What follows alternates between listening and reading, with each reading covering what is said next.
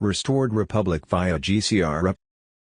Judy note, Trump and his global military alliance have been working very hard to restore freedom to the people.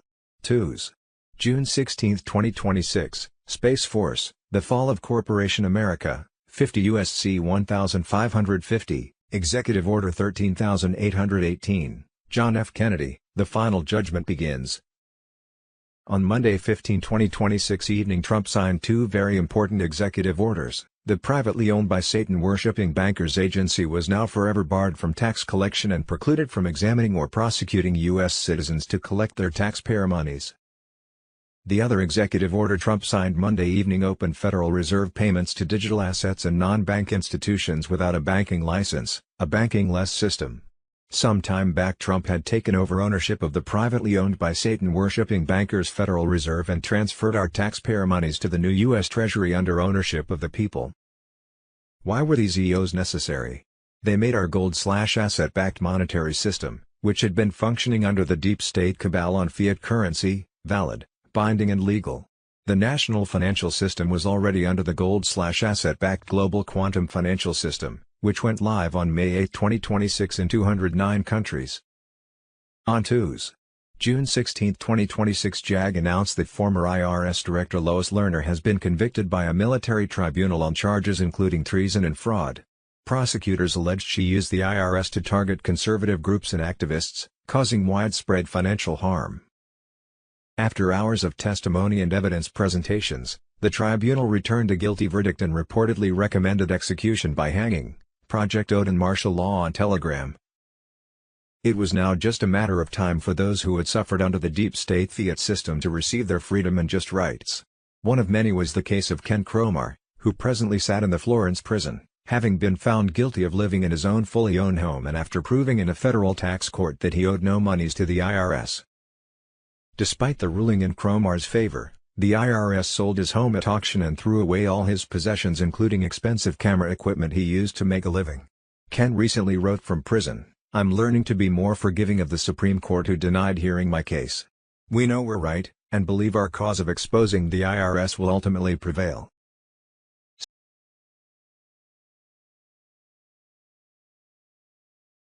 Janine's appointed public defender Jack Blakely has ignored all of Janine's phone calls and has let her sit in jail and not responded to her calls, nor visited her even one time. Important, this Thursday June 18 at 8 a.m. Judge Stephanie Williams is having a non-oral hearing about Janine's case, more judicial corruption, non-oral, aside from the lie stating that Janine was seen by her June 2. This never occurred. All Janine's rights have been violated by this court by this sheriff's department. We need someone to do the following, but please know that the Guernsey County Court of Common Pleas is even more corrupt and is responsible for what started this all in 2019. Judge Patton and Judge Bennett are both severely corrupt and involved. To report someone being held unlawfully or without legal cause in Southern Ohio, you should immediately petition for a writ of habeas corpus through the local court system and report the unlawful detention to the Ohio Bureau of Criminal Investigation or federal authorities. 1. Reporting an unlawful jailing in Ohio involves taking both immediate legal action and administrative steps. 1. File a petition for a writ of habeas corpus, immediate release. A writ of habeas corpus is the primary legal mechanism to force an agency to justify why an individual is incarcerated. 1. Where to file? You can file this petition in the Court of Common Pleas in the county where the person is currently being held, the District Court of Appeals, or the Supreme Court of Ohio. 1. Do. Action: review the Ohio Public Defender habeas petition packet for the exact forms and instructions required to challenge unlawful imprisonment pro se. 1. 2. Report civil rights violations, if the unlawful detention involves an abuse of power, misconduct by law enforcement, or a violation of constitutional rights. 1. Federal level, submit an online report directly to the Department of Justice Civil Rights Division or your local FBI field office. State level, file a public corruption or law enforcement misconduct tip with the Ohio Attorney General's Bureau of Criminal Investigation. 1. Do. 3. Report agency misconduct, if the unlawful jailing is the result of abuse, misconduct, or wrongful acts by specific jail staff, corrections officers, or police. File a formal grievance or contact the Internal Affairs Division of the specific detaining agency, for example, The local county sheriff's office or local police department. 1, 2. C. What we thought we knew, but didn't really know and now are supposed to know but don't have a clue. With clones, doubles, made-up movies Hollywood style and Trump's military alliance throwing more popcorn at us, it gets so confusing. 2s. June 16, 2026, the MH370 cover-up exposed, underground bases, U.S. Space Force surveillance and Trump's war on the hidden cabal. 2s. June 16, 2026, Muslims went crazy after Secretary of State Marco Rubio said this: "Radical Islam doesn't want just a small caliphate in Iraq or Syria. They see the United States as the greatest evil on earth and seek to dominate the entire West. Radical Islam is revolutionary, it wants endless expansion, terrorism, assassinations, and total control. They hate America, Europe, Israel, and every Muslim nation that partners with us. Orlando, Pensacola, and domestic attacks prove it. Radical Islam is a clear and imminent threat to the world." F2s. June 16, 2026 Attention, he signed last night, while you were sleeping, 2 executive orders. One killed the IRS.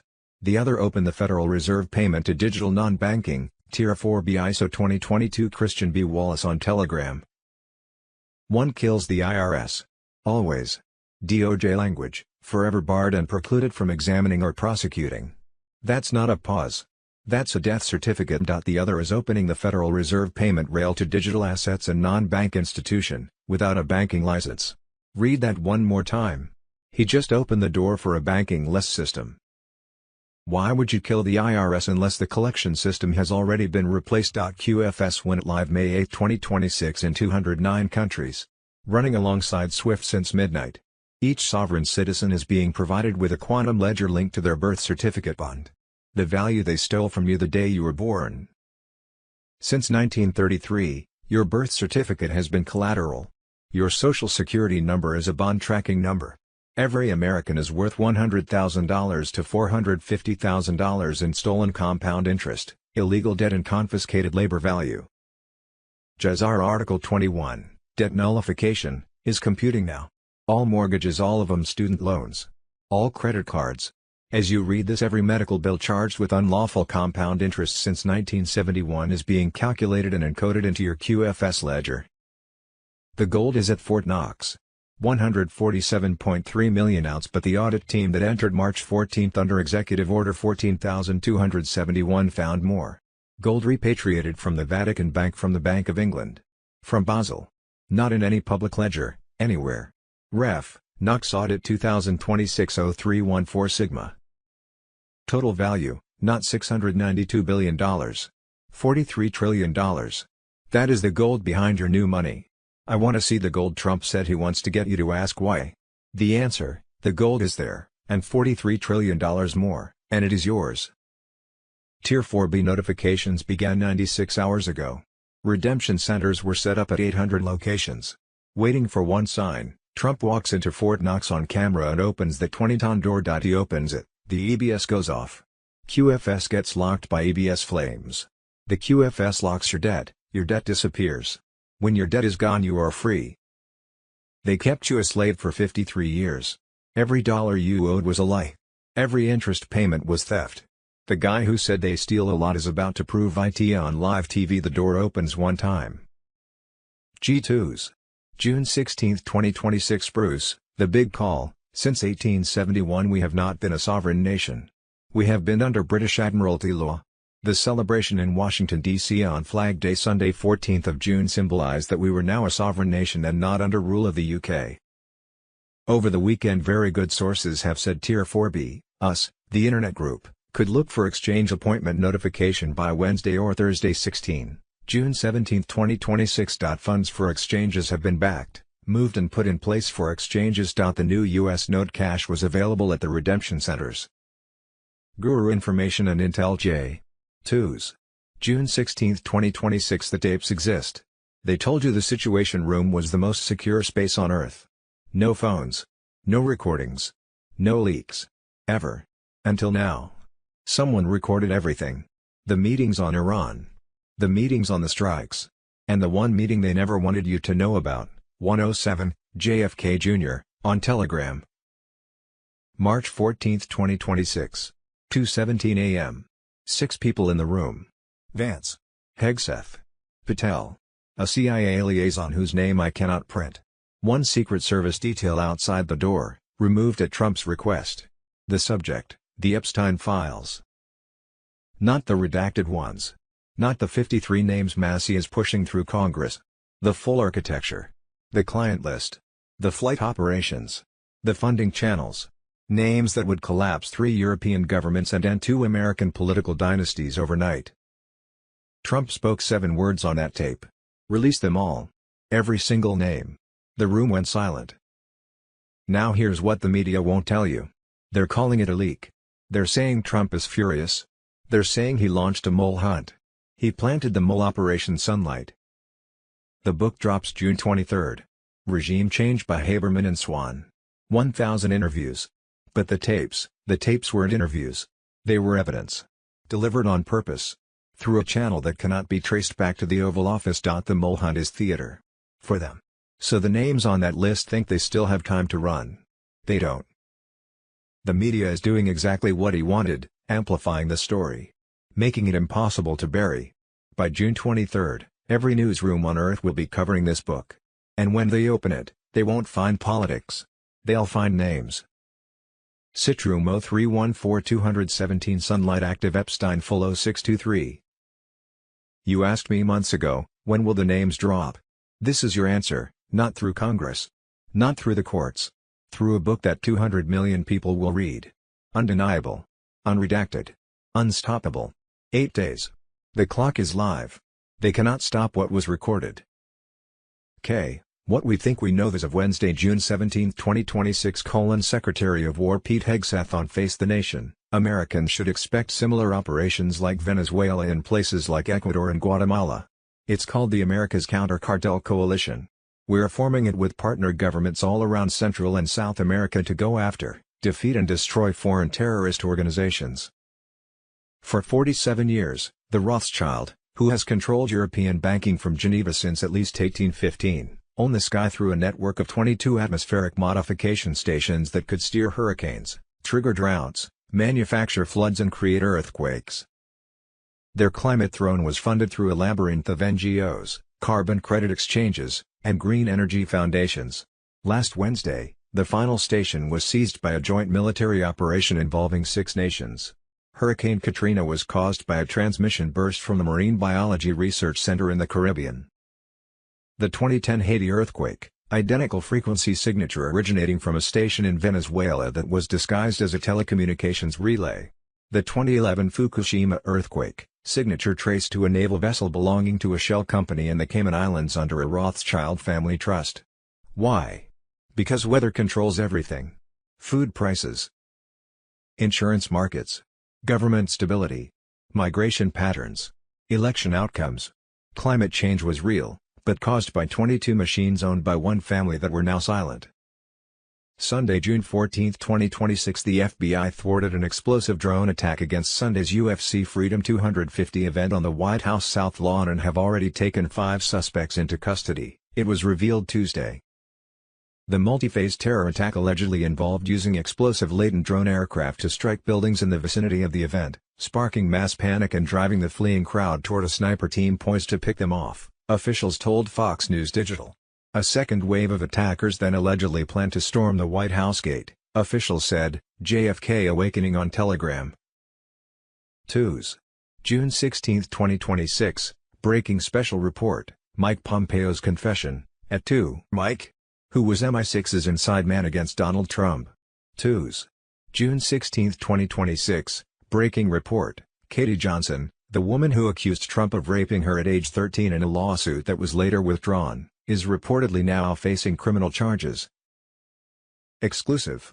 Anti-Trump judges tied to the previous DOJ have run a secret network through the American Inns of Court. Hidden meetings and corrupt rulings targeted President Trump. The system is rotten and President Trump is holding these traitors accountable. A major revelation emerged in recent months as President Donald J. Trump leads America's return to law and order. Anti-Trump judges and deep state operatives used the invitation-only American Inns of Court to hold secret meetings, coordinate with former DOJ figures, and influence rulings against the president behind closed doors. The American Inns of Court follows British legal models but operates with secret meetings and hidden membership. The Edward Bennett Williams Inn in Washington, D.C. stands at the center. Members erased online records yet still meet in federal courtrooms and invite DOJ officials to join judges who ruled against Trump. Key members include Judge James Boasberg as president, Justice Ketanji Brown Jackson as vice president, Judge Amit Mehta as secretary who hosted meetings in her courtroom, Judge Beryl Howell, and Chief Justice John Roberts as honorary bencher of the UK Middle Temple. Boasberg organized the private gatherings and participated in Trump-Russia surveillance matters. Jackson advanced progressive causes. The group awarded Judge Beryl Howell for her harsh January 6 sentences. DOJ involvement stands exposed. Earlier this year the EBWN held a meeting on BOP custody and release inside Judge Mehta's courtroom. Attendees featured DOJ Inspector General Michael Horowitz, Deputy Assistant Attorney General Seth Eichenholz, Chief Deputy AG Seth Rosenthal, and about 150 lawyers and judges. Such secret coordination between branches violates ethics. Chief Justice Roberts maintains ties to the Middle Temple in the UK, which receives Soros funding for fellowships. Soros has supported progressive prosecutors and judges nationwide. Roberts defended Boasberg when questioned. This active network of anti-Trump judges, Soros-linked elites, and DOJ insiders coordinates through private clubs. Their pattern of rulings against the president connects to this structure. Investigations must begin. Resignations are required. Americans must support President Trump's fight to drain the swamp. They didn't need armies. They didn't need assassinations. They needed rain, or the absence of it, in the right place at the right time. $4.2 trillion in natural disaster damages since 1979. Insurance payouts flowing to reinsurance companies owned by the same family that caused the disasters. Betting on the destruction they created. Collecting on the suffering they manufactured. The 22 stations are now under Alliance military control. The technology isn't being destroyed, it's being repurposed. Not as a weapon. As a restoration tool. Deserts that were artificially created through 40 years of suppressed rainfall, being reversed. Agricultural regions that were systematically droughted to create food dependency, being restored. Ocean currents that were disrupted to alter fishing economies, being normalized. The planet's weather is returning to its natural state. For the first time in half a century, the rain will fall where it's supposed to fall. The sun will shine where it's supposed to shine. The seasons will behave as they did before someone decided to play God with a frequency transmitter. Climate change was real. But it wasn't caused by your car. It was caused by 22 machines owned by one family. And those machines are now silent. Code, Climate Throne, 22 stations/freak signature/Sky Freed. They blamed you for the weather they manufactured. They taxed you for the carbon they weaponized. The sky is free now. And so is the truth. Every natural disaster you mourned was a business decision. Hello Patriots, I'm at Restored Republic via a GCR compiled by Judy Byington. EBS and martial law alert. World's largest military sting operation underway. Doing mass arrests in over 32 countries, 10 to 12 day blackouts soon, to change over to a new republic, new gold asset-backed economy, new legal system under common law, new health system under med beds, new political system, new education system. A free quantum space Q phone will be provided to all people on Earth to be used for free internet connectivity, texting, calling, banking, voting, and much more. Tier 4B ISO 20022 on Telegram. Let every nation know, whether it wishes us well or ill, that we shall pay any price, bear any burden, meet any hardship, support any friend, oppose any foe, to assure the survival and the success of liberty. President John F. Kennedy. Judy note, urgent EBS alert, 10 to 12 day blackout and martial law phase could start tonight, Monday, June 15, 2026. According to martial law and Telegram, EBS protocols were engaged around 7 p.m. on Monday, June 15, 2026. and the clock would strike on the old world at midnight. If not, other sources say the EBS could go off Wednesday, June 17th or Thursday, June 18th. Whatever happens, you are advised to prepare your homes for the coming 10 days of darkness, guided by EBS broadcasts. Stay indoors when called. Breaking. Elite panic as QFS overrides file controls and SR activates worldwide. Cell broadcast push incoming. Stay home, stay calm, stay in prayer. Starlink will carry the truth documentaries. World Economic Forum, crimes, biolabs, election fraud, child rescue operations, elite tribunals. Sunday, June 14th, 2026. Everything that happened publicly yesterday, June 14th, 2026, UFC Freedom 250 represented, for many observers, the symbolic end of the former maritime law system under satanic occult rule and the beginning of a republic under the new American order and the law of the land. Ezra A. Cohen on Telegram. What the mainstream media was not reporting, how close we were to being obliterated in a nuclear war with Iran. U.S. strikes on Iran uncovered a 5,000-mile master tunnel system that ran from Iran deep state bunkers into hidden U.S. coastal domes along the coasts of California and Florida. Presently, Trump's U.S. Army forces were raiding both ends of the tunnels. On Sunday, June 14, 2026, Flag Day and President Trump's birthday, he made a military strike in Venezuela that eliminated the most wanted gang leader in the Western Hemisphere. The U.S. housed a vast network of underground cities, military bases, and deep state tunnels from Edwards Air Force Base to Vandenberg, 29 Palms, Catalina Island, Tonopah, Area 51, numerous COG facilities, Arizona sites at Wikiup, Page, Superstition Mountains, Fort Huachuca, the Grand Canyon, which conceals ancient underground cities with hundreds of rooms and Egyptian-style artifacts. Sedona's vortices allegedly cover a Lemurian colony and reptilian bases under Boynton Canyon. California's Edwards Air Force Base links via 50-mile tube shuttles to the massive Tehachapi Anthill Complex. This facility, over 2 miles deep, houses cloned humans, gray aliens, reptiloids, and teams conducting genetic experiments and mind control. China Lake and Deep Springs function as major sites for alien-human bioalteration programs and electromagnetic conflicts. Mount Shasta hides tunnels to UFO bases in the Lemurian Telos City. Denver International Airport in Atlanta hosts enormous Illuminati underground complexes. These coast-to-coast networks enable deep state and regressive alien collaborations on experiments against humanity.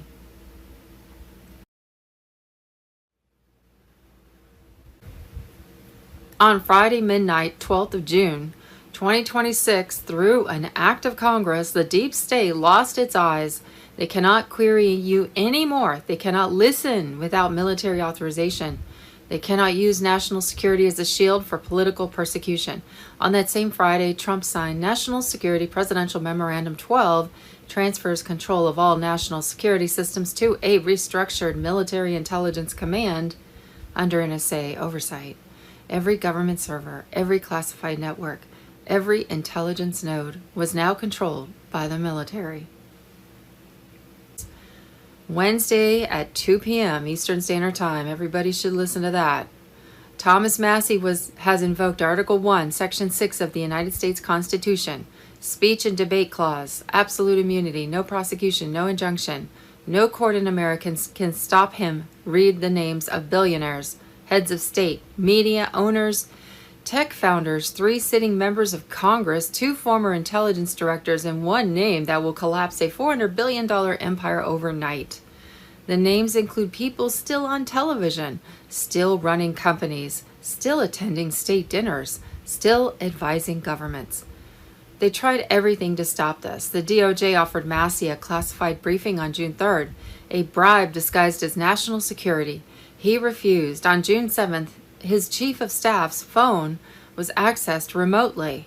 On June 11th, a sealed motion was filed to invoke executive privilege. Denied. You were told the Epstein files were released. You were told Transparency won. That was the redacted version. What you received was 9,400 pages with 22,317 redactions. Names replaced with black bars. Flight logs with rows deleted. Testimony with entire paragraphs removed. What Massey has is the unredacted original, obtained through a constitutional mechanism that bypasses DOJ, FBI, and the classification system entirely. This is why they panicked. There was a Situation Room meeting on July 17, 2025, composed of senior advisors without the president present.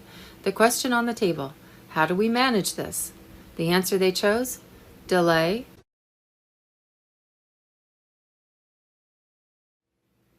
EBS blackout martial law lockdowns.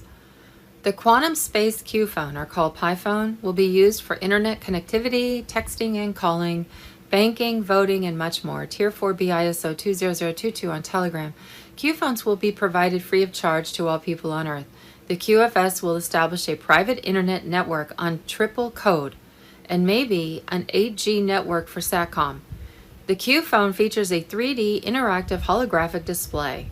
It will be one of the main credit tools and most urgent expenditures in the daily life for retail consumption and for domestic and international commercial business, and is a subserver to abuse and control the quantum system with Stellar plus Starlink.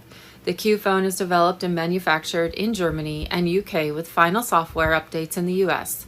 This is a 3D phone and it is at the highest quality. It's a $500 billion manufacturing business in 3 countries, and some other countries like Japan, they are assembled in different warehouses throughout the world. We're not getting any more spy phones. Then we can get rid of all those ugly and dangerous cell towers. Monday, June 15th, boom. Trump federalizes 200 Oregon National Guard troops to expose deep state operations behind ICE attacks and Antifa-controlled Portland. Quantum connected on Telegram. Portland has become the last stronghold of a collapsing regime. For months, the ICE facility has been under direct assault by Antifa cells, backed by silent approval of state and city authorities. These were not random protests, they were battlefield operations. Until now, the federal government was blocked from intervening. That ended this week. President Trump ordered Secretary of War Pete Hegseth to federalize 200 Oregon National Guard troops. The order places them under Northern Command for a 60-day deployment, securing ICE personnel and federal property. This is not politics, this is national security. Oregon's Democrat Attorney General immediately sued to block it, knowing exposure is imminent. For years, state leaders covered deep networks, foreign NGO pipelines, intel relays, biometric surveillance grids, installed under public safety and smart city programs. Antifa's street chaos was a distraction. The ICE facility was targeted because it intercepted trafficking cartels and cross-border crimes. Antifa surrounded it to shield the real ops inside Portland. Weapons in agitators' hands were no homemade tools. They were military-grade lasers, encrypted comms, jamming tech, drone systems, all traced back to foreign sponsorship routed through nonprofits, protected by city officials. Trump acted and the deep state countered with lawfare. The lawsuit is a stall tactic to scrub evidence and move assets before federal troops arrive. Governor Tina Kotek parroted the old 2020 script, calling it illegal occupation. That denial is the tell. You don't panic unless your defenses are collapsing, and they are. Black Hawks and surveillance drones already circle the south waterfront. Federal eyes are mapping escape routes and command structures. A September 28th encrypted call to action confirmed renewed Antifa direct action orders, diversions to cover leadership pullouts. Northern Command's mission isn't just to guard ICE, it's to capture handlers, disrupt surveillance grids, and secure data vaults beneath Portland, holding biometric mapping software built with foreign engineered systems. If exposed, it proves Americans were tracked without consent. Trump isn't just sending troops, He's dismantling the hub. Portland was the prototype of globalist control. Media, cover, proxy militias, lawfare shields, foreign collusion. Now it's being dismantled in real time. Title 10 is in effect. These troops answer to Northern Command. Northern Command answers to Trump. The last stronghold is falling. Portland is just the beginning. Possible timing. EBS alert, 10 to 12 day blackout in martial law phase starting tonight, Monday, June 15, 2026. Thursday, June 19, 2026. EBS signals will prepare the world for 10 days of darkness. White Hat sources confirmed that the world's largest military sting operation with mass arrests now active in over 32 major countries, targeting UN globalist networks and deep state crimes. Timeline according to this is the fake Val Thor, not the real one that is on my channel, Commander Thor, that you guys talk to on Telegram and in the comment section. That's not him. There's one that's fake, and so just heads up on that.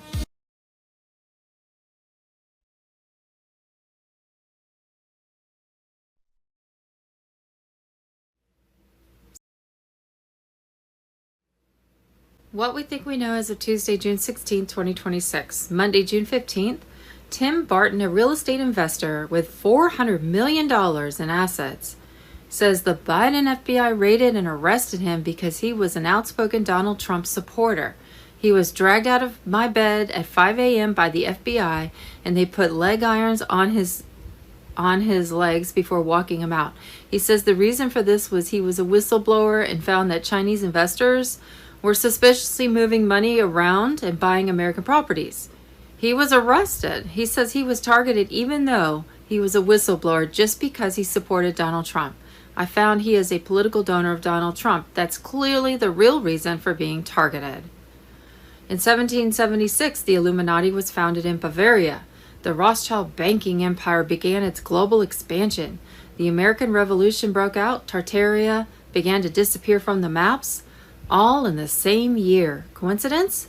Tartaria was not a myth. It was a vast, ancient civilization with advanced free energy technology, great architecture, using sacred geometry, a harmonious way of living with the natural. Monday, June 15th, 5 anti-Trump judges exposed as members of a secret, invite-only judicial club, the American Inns of Court.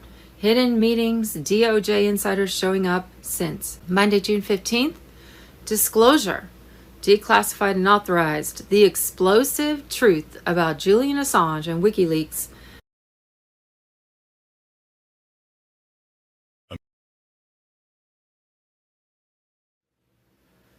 Monday, June 15, 2026. The war is over. The strait is open. The oil flows. While you were sleeping, the world changed. Q on Telegram. At 9:47 p.m. Eastern on June 14, 2026, his 80th birthday, the President of the United States posted 6 sentences that ended a war, reopened the most important shipping lane on Earth, and collapsed the price of oil in under 4 minutes. Ships of the world, start your engines. Let the oil flow. Those were not improvised words. That was a prearranged signal. Within 90 seconds of that post, 3 aircraft carrier groups began withdrawal protocols simultaneously. The USS Eisenhower, the USS Lincoln, the USS Truman synchronized to the second. You do not coordinate 3 carrier groups in 90 seconds unless the order was already given. The deal was signed before he posted. What they're telling you, a memorandum of understanding brokered by Pakistan. What actually happened? A back-channel agreement finalized on June 8th in Muscat, Oman, 6 days before the public announcement. The signing in Switzerland on Friday is theater. The real signatures were placed in Muscat by individuals whose names will never appear in any press release. Iran did not agree to dismantle its nuclear program because of sanctions. Iran agreed because they were shown what comes next.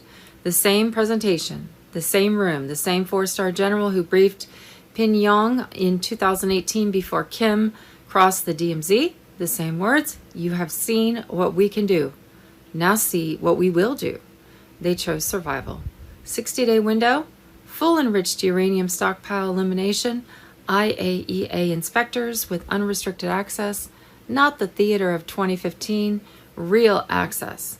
Military sites included. And in exchange, $147 billion in frozen assets released, sanctions lifted, oil exports resumed immediately. You were told this was impossible. 4 indictments, 2 impeachments, 91 felony charges, a raid on his home. They took his passport. They froze his accounts. They told you he was finished. Today, he ended a war from his living room on his 80th birthday. No army invaded. No city was bombed. No American soldier died. 1 man, 1 post, 1 signal. The oil markets collapsed 9% in 11 minutes. Bitcoin surged past $106,000. Gold dropped $47. The entire global financial architecture shifted in the time it takes to read his post. This is not politics. This is not diplomacy. This is the most powerful human being alive, demonstrating that he answers to no one, and nothing can stop what was set in motion. June 8th, Muscat. June 14th, Signal. June 20th, Switzerland. July 4th, you will understand everything. Code, Hormuz open, Muscat, 0608, 3CG withdrawal, Signal birthday, phase complete.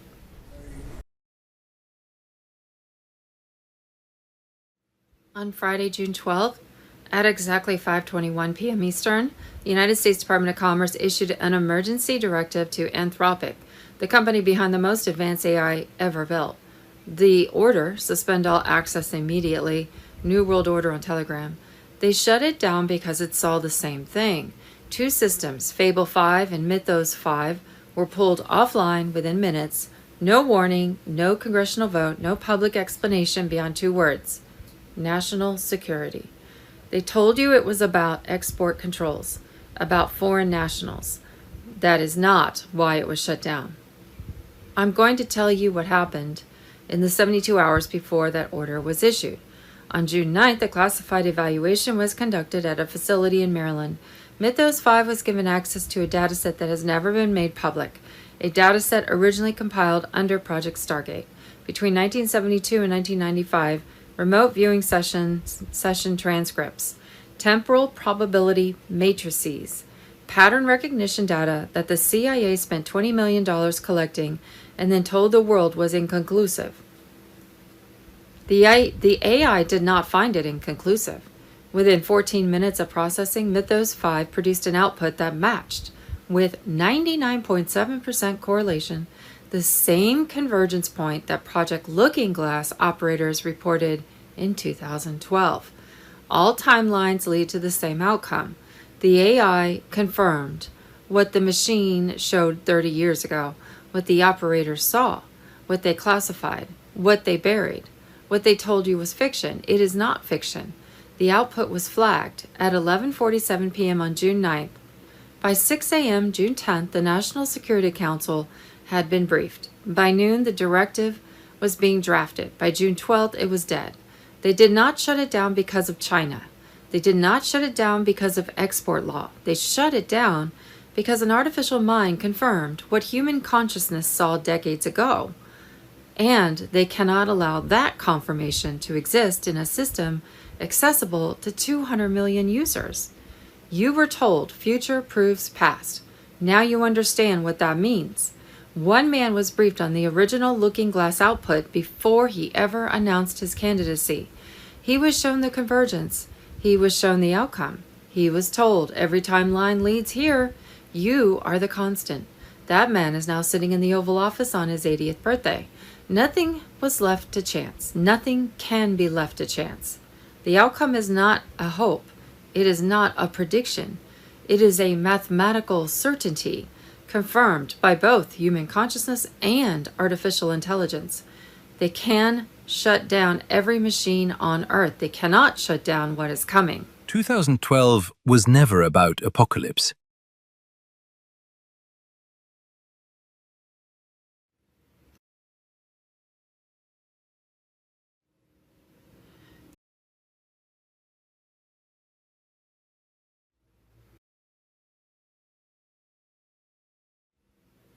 Sunday, June 15th, the media will tell you it is a birthday party. They will show you the octagon on the South Lawn. They will talk about UFC fighters. and celebrity guests. They will reduce today to entertainment. They are wrong. What is happening today is not a celebration, it's a demonstration. Mr. Poole, the final chapter on Telegram. In the last 72 hours, one man authorized the following: a military strike in Venezuela that eliminated the most wanted gang leader in the Western Hemisphere. No warning, no negotiation. Peace agreement with Iran, signed today. That ends a war, reopens the Strait of Hormuz, and restores global oil flow. No money exchanged, no concessions, signed on HIS terms. 92-foot steel structure erected on the White House South Lawn, the first combat arena ever built on presidential grounds in 250 years of American history. All in the same day, his 80th birthday, Flag Day, America's 250th anniversary. You think this is coincidence? A source close to the National Security Council. The Iran signing was ready on Thursday. It was held until Sunday. The Venezuela strike was greenlit Wednesday night. Execution was delayed until Friday evening for maximum 72-hour media cycle alignment. The UFC structure was approved in March. Every element of June 14th was choreographed to land simultaneously. This is not a president celebrating his birthday. This is a commander-in-chief demonstrating to every nation on earth on the same day that he can kill your leaders, end your wars, and throw a fight on his front lawn while doing it. 4 criminal indictments, 2 impeachments, 1 FBI raid, 91 felony charges. They took his passport, they took his mugshot, they took the world. He would die. Today he's 80 years old. He's in the White House. His enemies are in courtrooms, and the world is watching a man who cannot be stopped. The date was chosen. The sequence was planned, and the message is clear. Nothing and no one can touch him.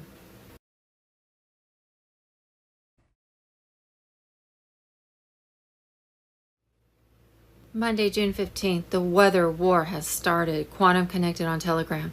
In the last 10 days, unexplained storms have struck the Midwest and California with identical frequency patterns detected by military satellites. These events were not natural. They were targeted atmospheric attacks. Newly released data shows that HAARP and private climate modification facilities were active hours before each storm began. Temperature anomalies spiked above normal levels, and electromagnetic pulses were recorded in the stratosphere. Space Force monitoring teams confirm that weather is now a battlefield. Counter-frequency units have been deployed to neutralize energy signatures coming from remote installations in Alaska, Greenland, and Northern Europe. The true purpose behind these storms is control. Manufactured floods and droughts are used to destroy supply chains, manipulate food markets, and force populations into dependency on global systems. That era is ending. The military has now initiated Operation Rain Shield. New scalar technology is being activated to restore natural weather patterns and purge artificial electromagnetic influence from Earth's atmosphere. The war is no longer fought on land. It is being fought in the sky above your head and in the air you breathe. Please direct any and all chemtrail reports to the official chemtrail information site.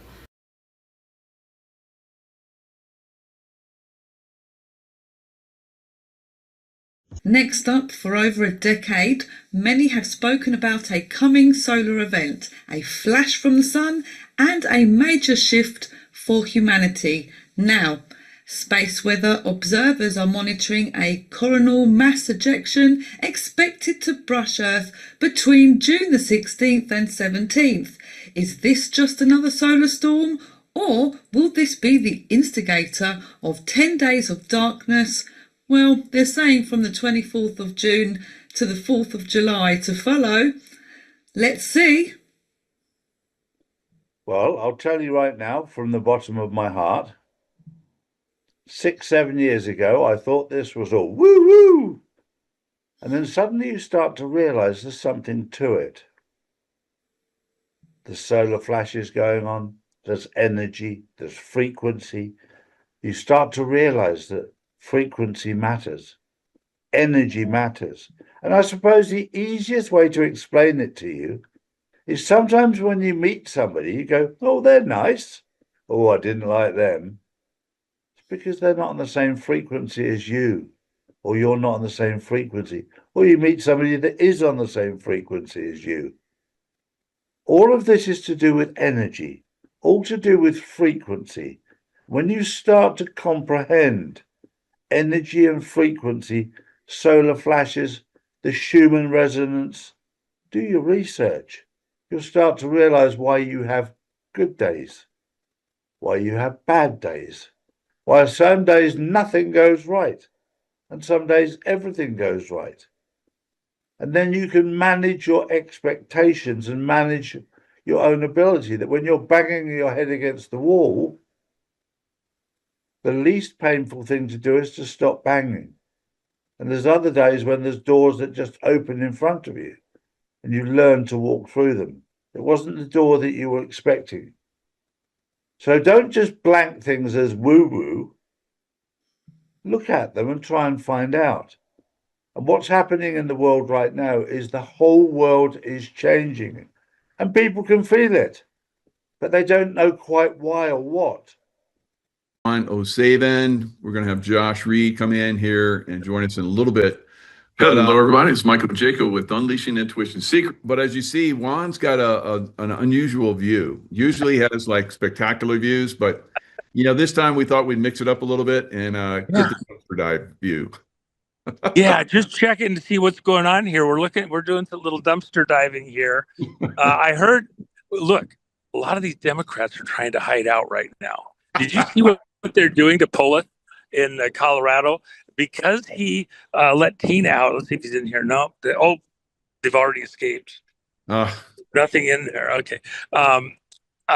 Because he commuted Tina's sentence to time served plus 3 years on parole. Oh my gosh. The Democrats have decided that he can no longer be given any awards. He cannot appear at any Democrat function. Wow. He is persona non grata, anything to do with the Democrat Party. So as the Democrat governor of Colorado, he's completely ostracized from anything to do with the party. They can't have an event, a convention. They can't award him for, doing something nice in the world. Nothing. He is out. And but that'll go for so long, and you have to understand the context of that. So he actually talked with Trump numerous times while they were trying to work through this. Trump was saying, release her. And he's saying, look, if I do, it's problematic this way and I can't do that. So this agreement to get Tina free by commuting the sentence, he knew that Trump was coming. He had kind of gotten, if it's not done by the end of the month of May, then we're coming in a different way. And I was aware of what was potentially going to happen there. We were saying take extreme measures. You said you would. It's too long. It's too much. And so he responded to that. And still, they said by the end of the month, he still waits till the end of the month before she gets to get out. So she's got to do this extra 2 more weeks in prison while they're, working the problem to get her free. So anyway, that's kind of the routine. And by the way, we'll be honoring Tina in some unique, interesting ways at the event there in mid-June. Okay. That is shaping up to be something stunning. And anybody in the audience that's thinking about it, you better think fast. Showing the movie Dark Horse, world premiere of the movie. Normally, they don't like to do it anywhere except a theater where it can be the best. So I actually had to go secure a proper LED screen, high resolution screen. Wow. 24 foot by 12 something high, and for the Ahern, and so it'll show the movie properly. It'll actually do what needs to be done for this movie to make it present the way it needs to be presented. Awesome sound. I mean, we got Edward Bolsonaro's committed, the son of the president of Brazil. The movie's about. He is going to be at our event speaking. The producers, all the key people that are involved in this, getting this out to the world. Hollywood doesn't want a movie like this to be presented. They don't like it. But so one of the big, monster groups that put out the media that we see, movies, television, things like that, approached the person that's running the marketing thing.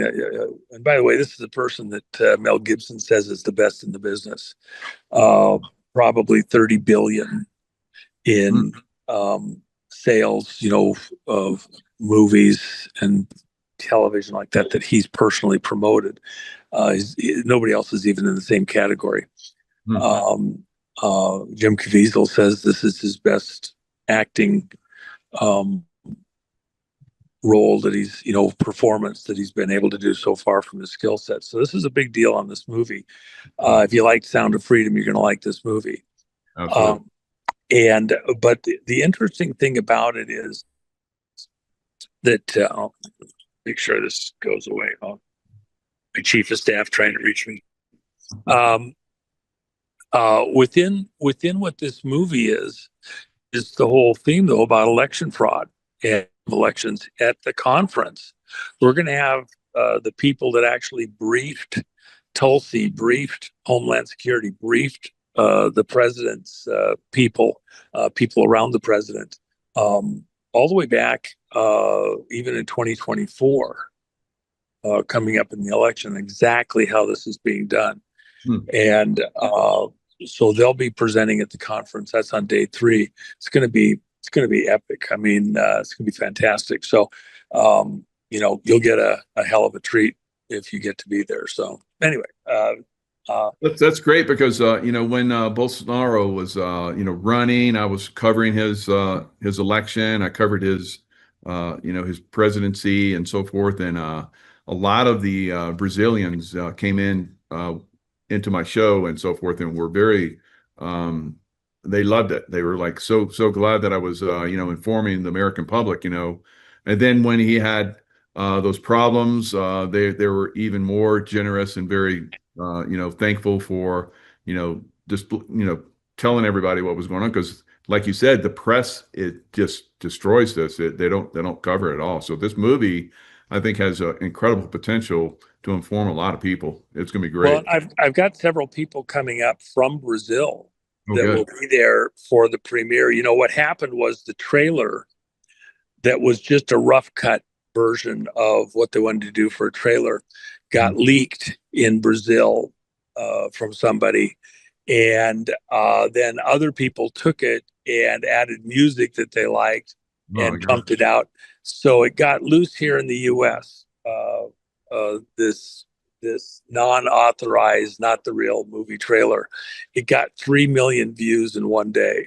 Wow. In Brazil, it's had 30 million views in like a week. And so it's like, oh my God. And it's not even the official one. So that kind of gives you a zone of how much people are anticipating this. And by the way, we tried to pull that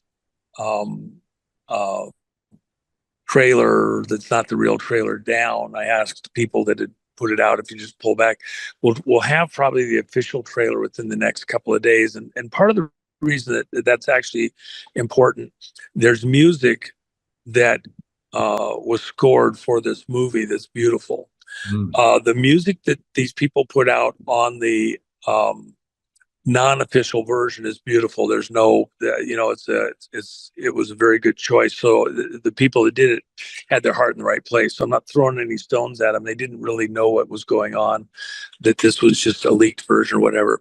But the people that did the music side, they want to promote. They don't want people thinking that that's the correct music that goes with the real movie. And then the other thing is, if you remember back to Sound of Freedom, the version that I showed in Vegas and then other places around the country with Jim and like that, that was the director's cut. Mel Gibson took what they had and then did the cut that he believed was correct for the movie. That's what people saw in Vegas. It was amazing. When they did the one that was released out to the public, was 14 minutes shorter. And yes, I get it. They tighten things up here and there and stuff like that. I personally preferred the director's cut. It was just that I didn't mind the extra length. They wanted to make it work for theater owners and timing, and it's very regimented like that. And so they did that from an industry standpoint. It wasn't my favorite version. That extra 14 minutes gives you all sorts of little details that you actually need, as far as I'm concerned. So then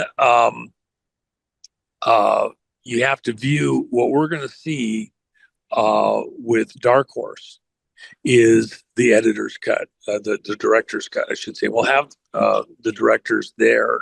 There's directors of different parts of what goes together in a movie and producers. And so they're going to be there and they'll explain some of their thoughts before and after Edward Bolsonaro, all these other things. Yeah, it's going to be amazing. So, you know, and look, I found one of the Democrats. Hiding behind the dumpster. Oh my gosh, he thought he could get away with it. Yeah, right. Hide in a snowsuit in the middle of summer. Hello. Sheesh. These guys, sneaky, man. I'm talking sneaky. Joe Biden would be proud.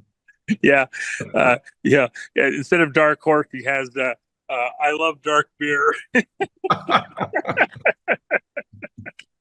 Oh my gosh. Yeah, that's funny.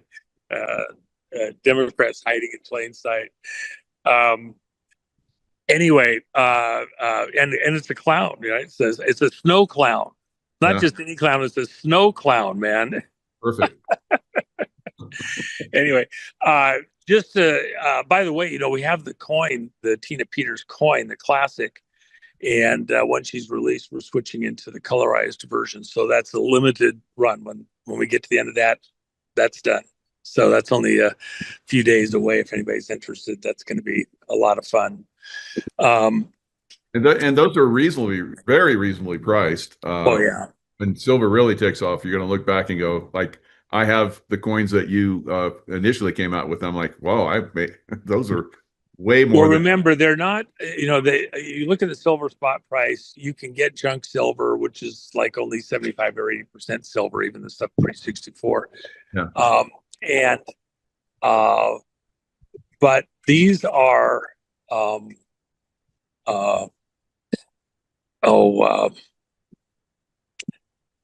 a particular grade that's the next higher grade, I forget what they call it, and not just the circulated silver. So they're prepared differently, and like that, the ones, the double eagles of the treasury ones are priced at like 180 or 185 right now. Then you still have to pay shipping, and that is the same type of grade, the polish and all that, as what we have. We're $40 under that. So, you know, it's actually a great deal. And then the Treasury doesn't have them available. They say out of stock. They're unavailable. I just looked. I just did a show with my silver and gold guy, and I brought that up. Oh, they're proof quality. Proof quality is what it's called. Go ahead. Yeah.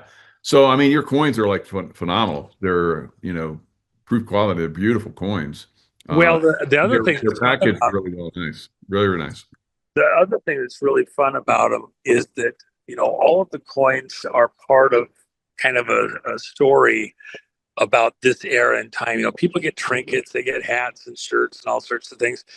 But 10, 20, 30 years from now, when the kids are around and they're asking, what was it like? What was it all about? What were the key things? Having some of these as kind of touchstones to tell the story. And then because they have real value and it'll be going up, they're not going anywhere. People keep them as keepsakes like that. I think it has more effect out in the future. I'm really not doing them precisely for exactly this moment in time. I'm doing it for the kids and grandkids that will look at this later and want to understand what this moment was about. Because we're living through a hinge point in history that is so amazing, so unique. And we get to be here, seriously. I mean, and even down the road, you know, this conference we're doing. You're going to get to rub shoulders. They don't go sit in the green room. You don't see them. All the speakers like that, they want to hear everybody else also. They'll be right there in the crowd. You saw what happens in the conference, like what we did with the Bond conference, and it'll be very much like that. You'll be able to rub shoulders with very like-minded people. Most of the people going there have something going that they're intricately involved in somehow. Yeah. In this moment in history. So I have it's going to be well worth it for the folks that can make it. And then, by the way, I do understand there's a lot of people that can't go logistically. They got family, kids, job, etc., and they can't make it. The movie is, obviously we can't put that out to the world. That is totally private. But the next 2 days, the stuff on the financial frauds and then stuff on the election frauds, which is Tuesday and Wednesday, all of that's going to be out there live streamed and out there for free. So if you can't make it, you can still see everything that's there. So no charge, no ticket, nothing like that. And even on the expense for coming, I cut a super sharp pencil on this when we priced it at $350. That was before we had the movie coming.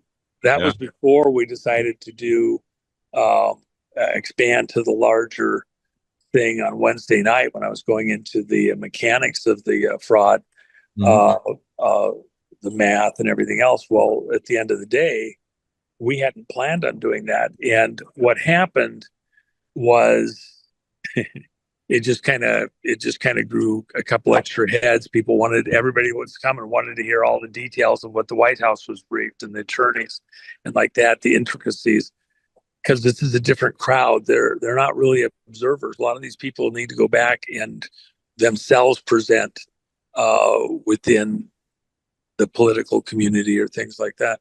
So, and you're going to have Nino MC, and you're going to have the three amigos there for the first time together. Well, not the first time. We were together with the last movie, actually. Sound of Freedom. Right there next to the stage. Pictures. That's going to be another value added. You're going to be. Oh my God! And there's a good chance I might be there. Well, you know what? You're gonna be there. Oh, we're hoping. Josh. Oh yeah. You know what we got to do? Nino doesn't know this. Somewhere in there, when we first get Nino out there, we ought to have the whole crowd, Nino, and do hand wringing at the same time. Oh my gosh, we could have so much fun with Nino on that one. Poor Nino. And we got to get Tina to join in on it. That'll be good. Yeah. So, and by the way, the reason that Nino is emceeing, originally Joe Hoff was going to MC. He had a stroke a couple weeks ago. He and I had dinner a few days earlier there in Florida where he lives. And then I was shocked. But he had his wherewithal enough. He realized he's getting dressed in the morning. He was having a stroke. His son helps him finish getting dressed. He has a preteen son. He goes to his car, gets in his car, his right side, right arm, right leg don't work. So he drives himself, left hand, left leg for foot, for gas pedal and brake. He got released from the hospital on Saturday. They were initially planning on doing it, at the end of the month, but he was doing so well. And he still got recovery to do with hand use for like typing or writing on his right hand, but his legs back all the way. He has no cognitive issues and all that. But having him come all the way out to Vegas to MC and like that wasn't happening. So we had a couple other people, but it was late notice. Laura Logan, she had a commitment in Europe. We had a couple other fantastic people. So Nino was like choice 4, but I got to tell you though, things have a way of happening for a reason. Huh? I actually think, Nino, the boxer, his history, he emceed fights. That's right. I mean, we're in a hell of a fight. It's the Fraud Fighters Conference. Perfect. Yeah. Things happen for reasons, but I actually think it's Crazy. exactly what it was supposed to be. He'll be very. He's an opposing presence. You know, he's a heavyweight champion, and not a man. He's going to be. And he's got a great voice. It's going to be great. It's going to be fun. Well, I just think things have a way of coming together. You know, I'm doing all the meals. So Monday night there's a full meal dinner. The Ahern gets awards for its catering. It's one of the top catering systems in the Vegas area. And then breakfast, lunch, dinner, full breakfast, not just a continental with a biscuit or something, you know, a real breakfast, breakfast, lunch, dinner, top drawer, both Tuesday and Wednesday. And my logic is this. People leave, they go get lunch, they go get dinner, whatever, they go get coffee, etc. Everything is right there in the Ahern, and we're providing the meal for $350. We're going to get 2 meals for $350, let alone 7. Oh, yeah. And top drawer. And then you don't have to go anywhere. And then people tend to sit together, talk, enjoy themselves. And the other thing is I could pack this thing out with theater seating. I didn't do that. Where it's all with the tables, what they call a classroom seating. So you got a place to put your notebook, your freaking, you can eat it, you know, at the thing and actually eat like a human instead of having put it on your lap or something. It's the kind of seating that is just allows people to interact more and enjoy each other and like that, as opposed to just be jammed together. You know, I could get way more people, and that's why we have a cutoff on the number. And we're pretty close. We're within about 75 of that cutoff right now. So it's closing real tight. And then there's just no extra room. We tried to have them take, and they agreed to take out that bar in the middle of the floor. And then at the last minute, it didn't happen. I was just there yesterday and we were working through it. So we came up with what we feel is still going to be proper for the movie and like that. And we took about 3 hours laying out the whole thing. So speakers and all that, because there's so much logistics, power, you know, speakers, cameras, the whole schmear that, you know, is unique to our situation. So anyway, it's going to be great. But Josh is one of my favorite people. Let me just say this, and I mentioned to your audience the other day, Jacob, Michael, that there's very few people within, let's say, the Q drops, as well as the subtle messaging that this president is using to communicate with the public. They put subtle messaging in to brand certain things. To, if you're paying attention, it's like what happens in the intelligence services. Most things just go right by everybody, but you may have a subtle hand signal, flash of something, you know, put the tape on the telephone pole sideways if you want one response, and upside down, reversed, whatever, if you want a different response. That's what this administration is doing. As far as being able to those things out of the static, out of the clutter, and then make them make sense. I don't really think there's anybody that is any better, let alone even holds a candle to the stuff that Josh has consistently seen, explained, brought out to the public. And so, I enjoy that I can say, you know, this is somebody that, you know, he warrants listening to. If he's got something to say, I listen, because he has that level of perception. And a lot of times, some of these things, you know, not everybody gets read in up front. So you kind of got to be able to pick these things out as you go. I'm pretty good, but Josh, I have to tighten up my shoelaces. I got to, you know, make sure I got the right socks on and all that just to keep up with them. So, and I'm not just saying that for fun. I really do believe that, Josh, it's fun to get to share the podium with you. Yeah. Oh, Juan, you're awesome. That's one of the things that I noticed as well. I did a show with them, just a few days ago, really. And I was like, Josh, how do you get your background? And he's telling me, I was like, dang, you are natural. You're well, like, by the way, Josh, you weren't on the air, but I I found a clown Democrat hiding behind this dumpster dumpster. Okay, the Democrats are on the run. This one here, we found him. I'm sure he's registered to vote. Yeah, well, see, look, he's thin. He's all whatever, but he's very thin. It's a clown Democrat hiding behind the dumpster here in the alley while I was getting the new. He donated $58,000 to Act Blue and voted in the last 4 elections. Yeah, he got a loan on his house for $300 million. That he paid $100,000 for last week. Exactly. Yeah, which is true. You know what? In the Fraud Fighters Conference, we have one of the greatest guys, Sean Taylor, who is finding these magic mortgages. Literally, these guys buy a house, they go to the bank, and they get a loan. They pay $100,000 for the house and get a loan for $300 million.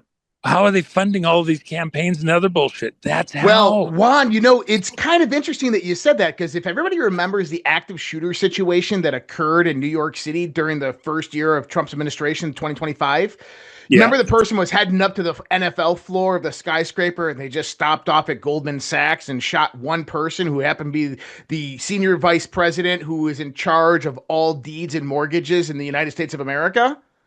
At the same time that Act Blue was coming under investigation? I mean, come on. What are the coincidences? And here's the key, is that the large financial institutions are in on it. Yes. So it is a fraud to do exactly what Juan's saying, to go get one mortgage and then take out 3, 4, 5 mortgages at an overpriced value. But what was happening is these large banks and financial institutions make them disappear. Yes. It's just, I had to get a new key for my Bentley. Now I see they got the seats out. I'm like, oh my gosh, they're just making an extra key. So I'll stay here watching the Democrats so he doesn't get away in the meantime. I haven't gotten to hear what you've had to say recently on any of the goings on. So maybe you could bring me up to speed, Josh. I've been traveling pretty hard. In fact, I have to leave the country here very shortly here. Back to Asia on something that's crucial, but I'm as anxious to hear your latest take on stuff as some of the listeners probably are, and then maybe I can chime in.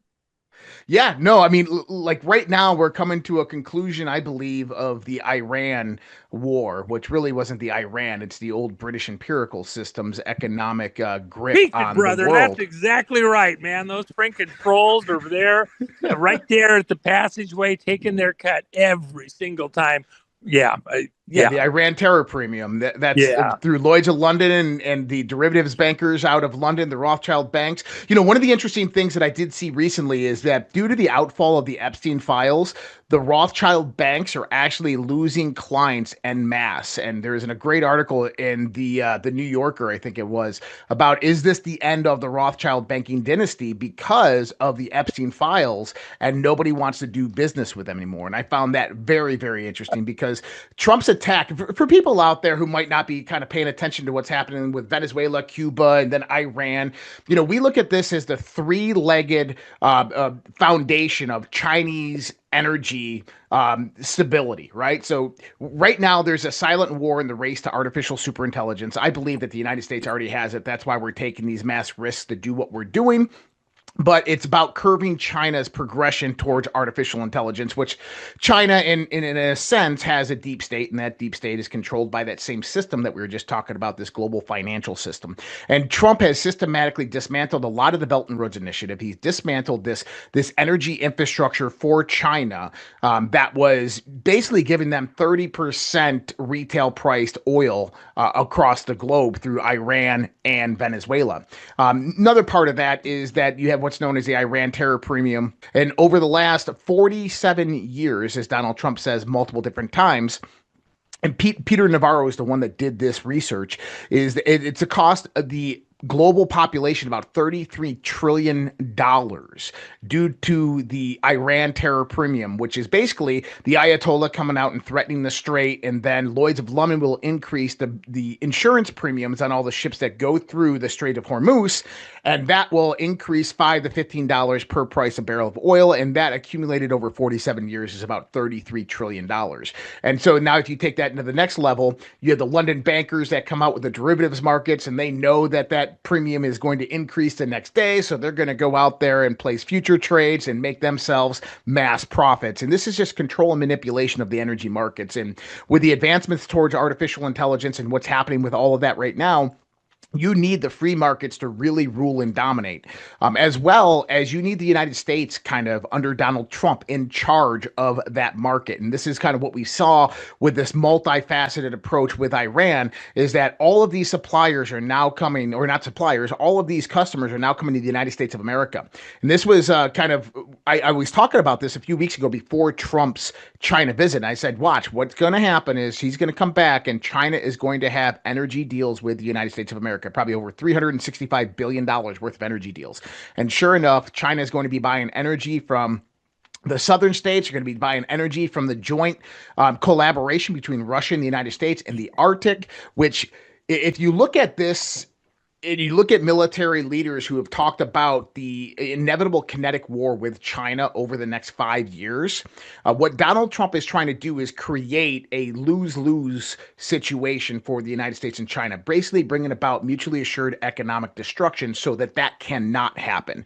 And one of the methodologies to do that is to get China dependent on U.S. energy, because that also brings down the global energy prices when you have a mass supplier putting that energy out there. But then China cannot go to war necessarily with the United States of America, because if you look at this strategically, last year, Saudi Arabia, Qatar, United Arab Emirates all went under defense cooperation and defense pact agreements with the United States of America, taking in over, I think, $250 billion in a defense package. What does that mean? Is that these are the formation of one of the largest oil suppliers in the Middle East that supply oil to China. About 60% of Chinese oil comes from that region outside of Russia.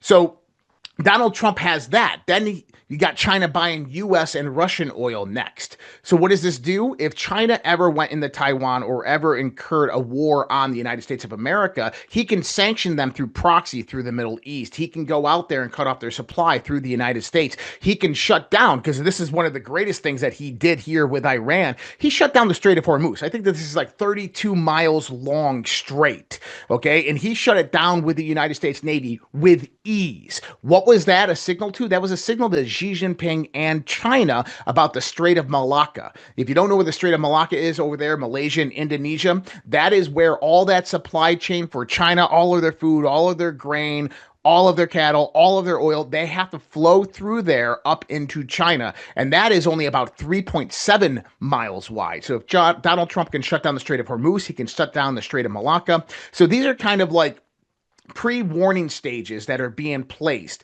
And I think Xi Jinping is actually on board with Donald Trump with a lot of this. He understands that you have the Chinese elders within the CCP that are the deep state organization within the CCP, and they are trying to coup Xi Jinping multiple different times. We've seen 3 this year. We saw a few years ago. Remember, Xi Jinping was gone for 2 weeks, and everybody thought that he had gotten couped. This was Jintao behind the process with the other elders trying to overthrow Xi Jinping. And I think Xi Jinping is actually working towards this multipolar world, as well as Putin and Trump, to bring about a real free market that is not controlled and dictated by the central banks and by this controlled economic infrastructure. And this is one of the other reasons why you have Scott Bessent, and then you have Warsh coming in, the Federal Reserve, and they are setting up a whole new economic system in the United States that is going to revamp the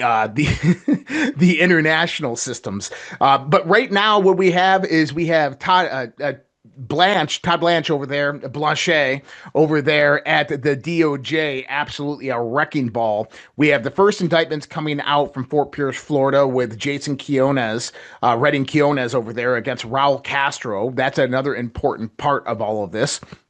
But you have Geneva over there, who's coming to the U.S. attorney, taking over the John Brennan, the 2016-2017 ICA investigation, which is going to expand into FISA-gate, Russia. You have multiple different grand juries formed right now in Georgia, Arizona, and I've heard there's some in Colorado, Pennsylvania, and Wisconsin. I know Wisconsin for sure. Yesterday, a friend of mine told me that the feds had went in and they were visiting all of the election officials in various different counties throughout Wisconsin trying to subpoena records. And so that was verified with eyes on for that. So we have these grand juries that are all forming about all of this. So what do you have is you have the perfect storm brewing right now. Trump said it's no longer the calm before the storm. We are in the midst of the storm. And what you have right now is you have all of these grand juries that are forming with timing being precise, I believe, right before the midterms. You have Democrats and Republican rhinos and deep staters that are being primary, that are resigning, that are no longer seeking re-election. We called this and said this exactly was going to happen right before the midterm elections. You have most likely accountability and indictments that are going to happen around late July, August timeframe, maybe even into September. And all of this is going to be timed precisely before the midterms. I think we're going to come out with a red wave and a supermajority. And this kind of, if you look at what Trump's doing right now, is he's transitioning a lot of his kinetic attacks and he's moving more towards future planning. That is an indication to me that we're moving to the next phase of the plan, that everything is all wrapped up. You just have to go through the motions. And that once we have the supermajority within the House and the Senate, then you begin the implementation phase of really changing America towards this, what I call the 500-year leap. And this is something that I've been an advocate of, and I've been talking about it. If people are following out there with the UAP, UFO disclosure, this is surface level stuff and they can't put all this other classified project stuff out there. But what you have is you have something known as the Genesis mission, which is an AI-based mission utilizing DoD level artificial intelligences that are integrated through the national laboratories and through the Department of Energy. And they're bringing in 40,000 American scientists in various different fields to basically go through the last 50 years of scientific experimentation, scientific data. All these different papers are thrown in AI, and they're going to try to solve the universe's mysteries with this. In other words, what's really happening is you're taking all of these black SAP projects, the WUSAPs and the USAPs that were operating, reverse engineering various different technologies. You're throwing them into an artificial intelligence, and scientists are going to look as if they discovered it, and it's going to bring about mass innovation, which is going to be a 500-year leap in the next 20 years. And that's the golden age of America that we're all prepping towards. But before that happened is you had to neutralize this kind of grand conspiracy towards a one world government, a new world order that was being headed by the old British imperial system, the deep state, the globalists, which I think is completely dismantled. I mean, they're running away right now, wondering what to do. They're reforming. You just had Mark Carney and Keir Starmer and all these guys meet up in Armenia last week because they need to form their own new world order to just compete with the United States and China now. And then you have Barack Obama and Alex Soros going up there and meeting Mark Carney when he came back. I think that they're still plotting something, but I think the majority of it is that it's already done, and they're in a world of hurt because their system has been completely dismantled. And, by the way, with all these indictments, and then, don't forget about the 2018 midterms. We already had the perfect phone call, the impeachment number 2 indictments coming out about that. There's probably going to be more from that with the FISA-gate Russia narrative. You have the Senate that's sending criminal referrals from the Clinton Foundation investigations, pay for play. That goes all the way back to 2012 to 2014. And then you have the NGO infrastructure. And right now we're seeing a lot of focus on the NGO infrastructure, SPLC, that just got indicted. This is the one domino that's going to begin to fall to take down all the rest. And, if you look at the diminishing of USAID and the repurposing a lot of those funds, if you look at removing the NGO, the NPO infrastructure from the top level above government and disconnecting that from the global organizations, you have a recipe for America's success, and that's where we're headed right now. I always say that we got 1 foot out of the old door and a foot and a half into the new door, because this is coming up to the wraps right now. At least that's my thoughts. Rapid fire, Juan. That's love it. Love it. Good job. What are your thoughts, Juan? Are you want praying for snow out there? I had muted just so you didn't get wind noise. I sorry about that. I was hoping this day would come when I could announce to the world that I was going to go play with my cars and boats and airplanes and space station and take a break. But I just felt that I had to kind of stay with this. But Josh, you're about 30 years younger than me. I think I could hand the baton to you now and I can go just relax because you got this. You understand it. It's actually very refreshing to hear so much articulated so precisely and pull lots of disparate pieces together. Hat tip, man. When you articulate it the way you do, it helps others to think more clearly and also add into it and build on that and articulate out amongst the hosts. Michael, I'm sure you feel the same way when you have somebody like him on. Other shows that you do are improved because you've kind of got this zone that he's in. It's important. This is how we're going to get the country back on track and explain to them what's really been going on. The only other things that I would add is that within the families that are working, tag teaming together to control the destination of the planet, they're, this old world order trying to be the next world order, portraying themselves as the new world order. These secret handshake groups and clubs are actually on the run right now. What Trump did, he's dismantling their financial systems.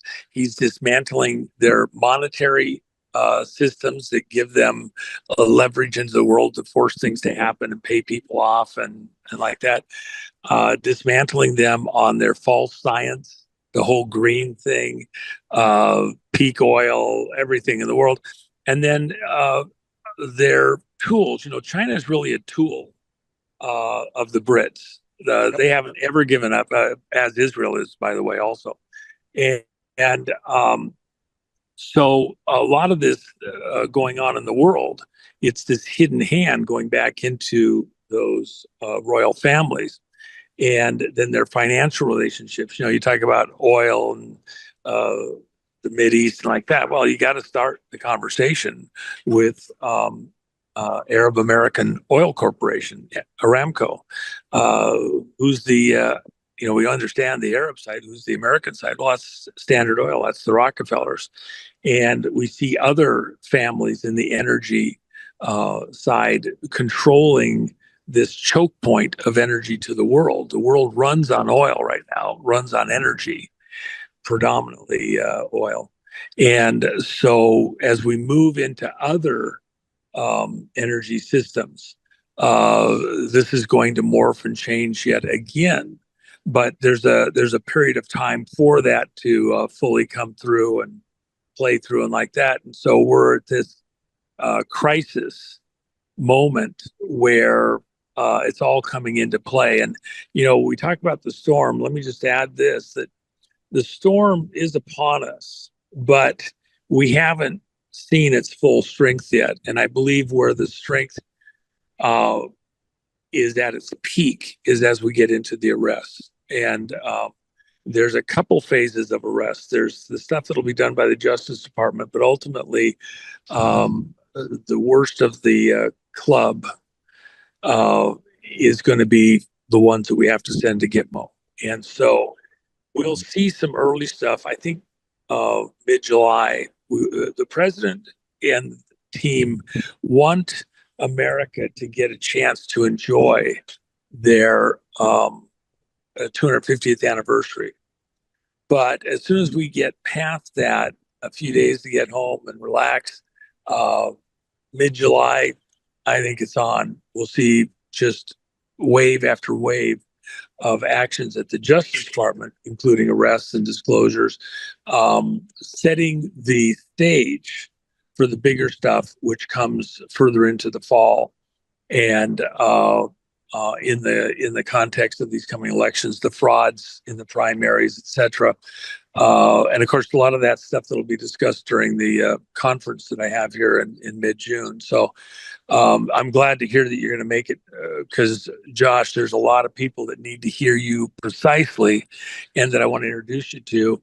And it really is about networking at the event to get you on other shows where folks may not be aware of your work and like that. And I'm looking forward to, making those introductions. So be there, be square. Broadcasting what they're about to do. So that just destroys their narrative, destroys the way, they've set everything up. Now, while we're doing this show, we have Nino and Sean Taylor are talking about arrest incoming. So this is more example of all of us combined are really hammering away at them and destroying their narratives. And that's one of the reasons why they're going to be arrested, because we destroy their narratives, we destroy the way they've created their money over time. We're taking it away from them. So outstanding. Good job. Yeah. Well, they're illusion. Yeah, go ahead. I'm sorry, Josh. Yeah. Look at the serendipitous beauty of this. July 4th, 2026 is the 250th anniversary of the day that our founding fathers declared independence from the British imperial system.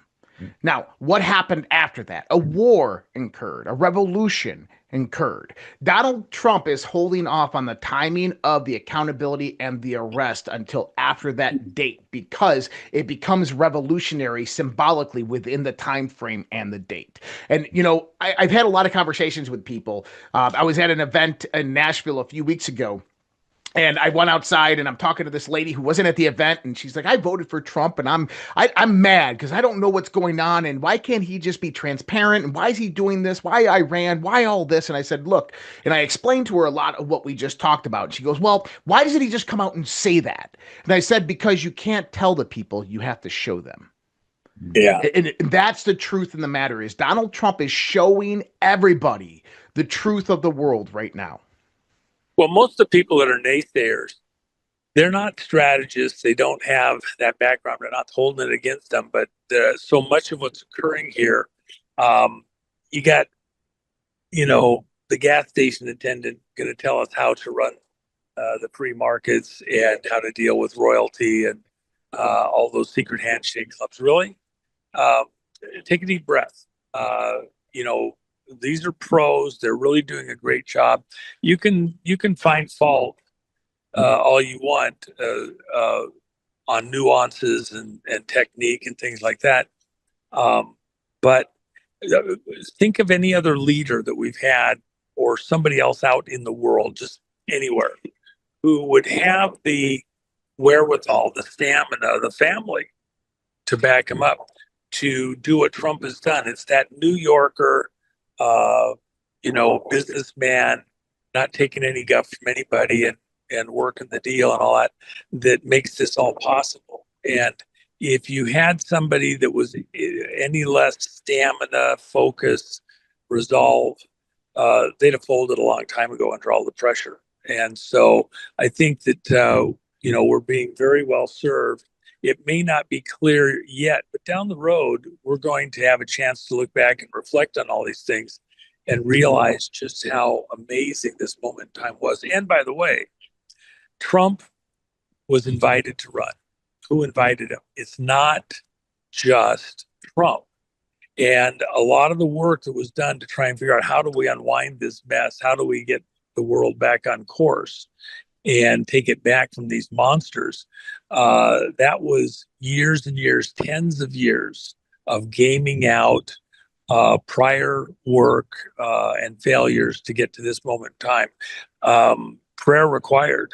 Nobody's ever done and achieved what we're trying to achieve here, but the threat, the risk to the world, to all of us, is so great now, because with AI, with other choke points that are being created outside the normal election system for a world order, unelected leaders taking control of the world, where the ones you elect don't actually have control because they're being managed by families and business relationships and groups, not one or 10, 50, 100 different organizations that are all working in lockstep.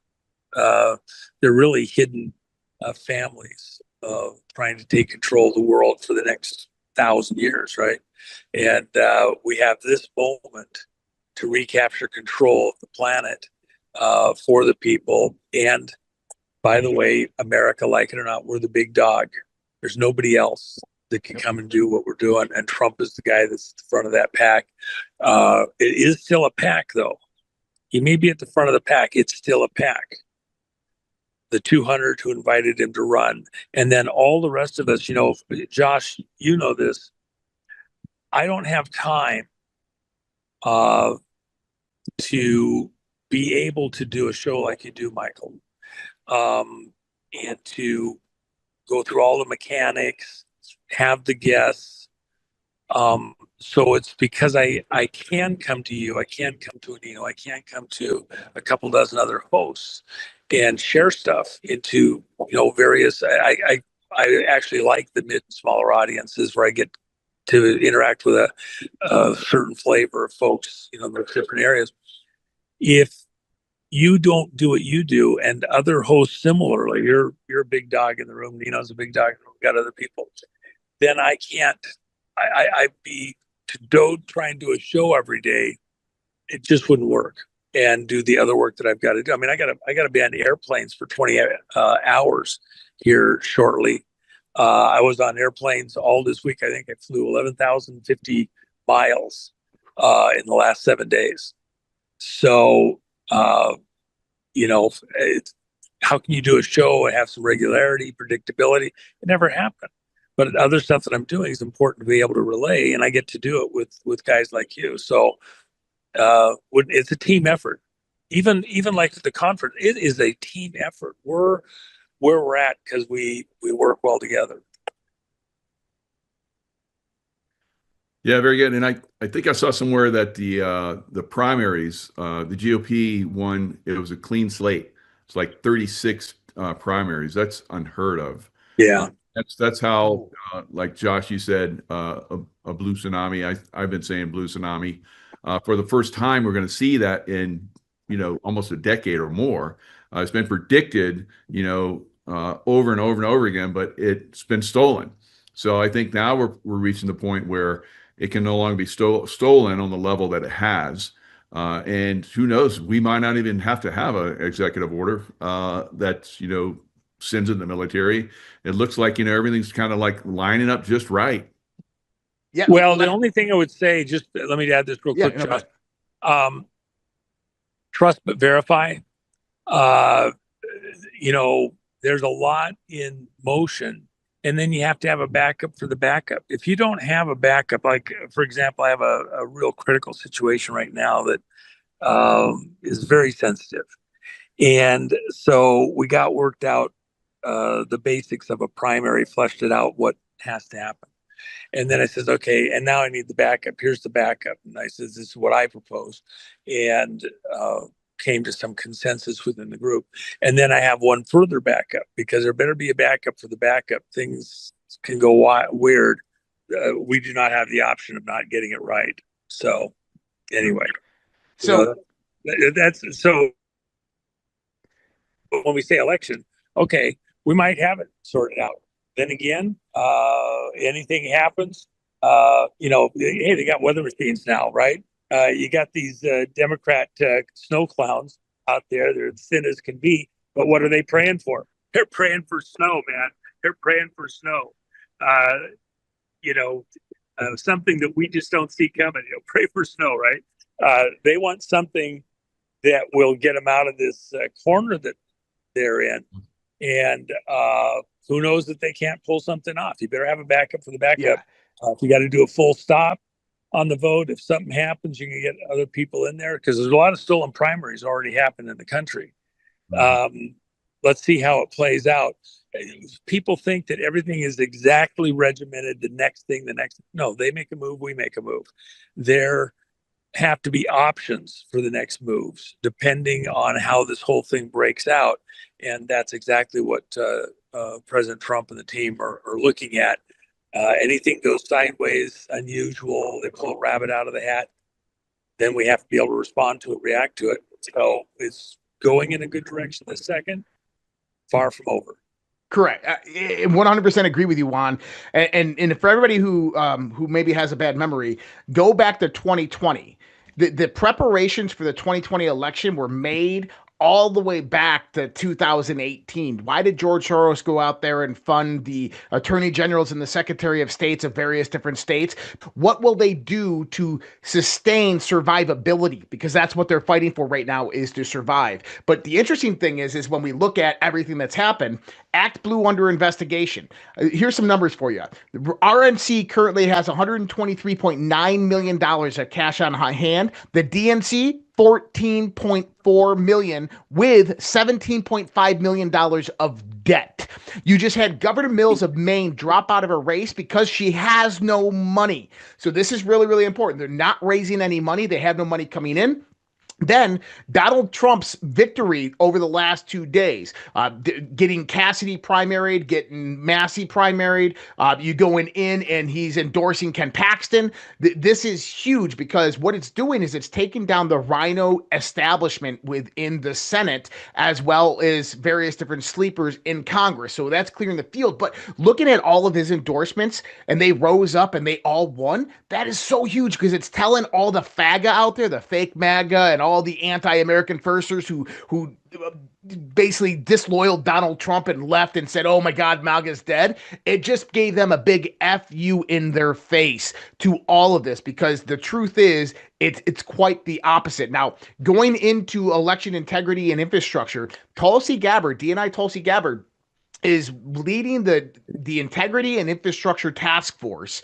This is what caused the raid in Puerto Rico that got the Dominion machine, saw the compromise of them, that got the grand jury in Georgia and Fulton County and had the FBI raid. That's why Tulsi was there, because there is foreign interference within those elections. This is why we have the grand jury that's formed in Arizona looking in the Maricopa County. We have one in Wisconsin. We know this. What's going to happen is there's going to be a report that comes out from this probably mid-summer time frame.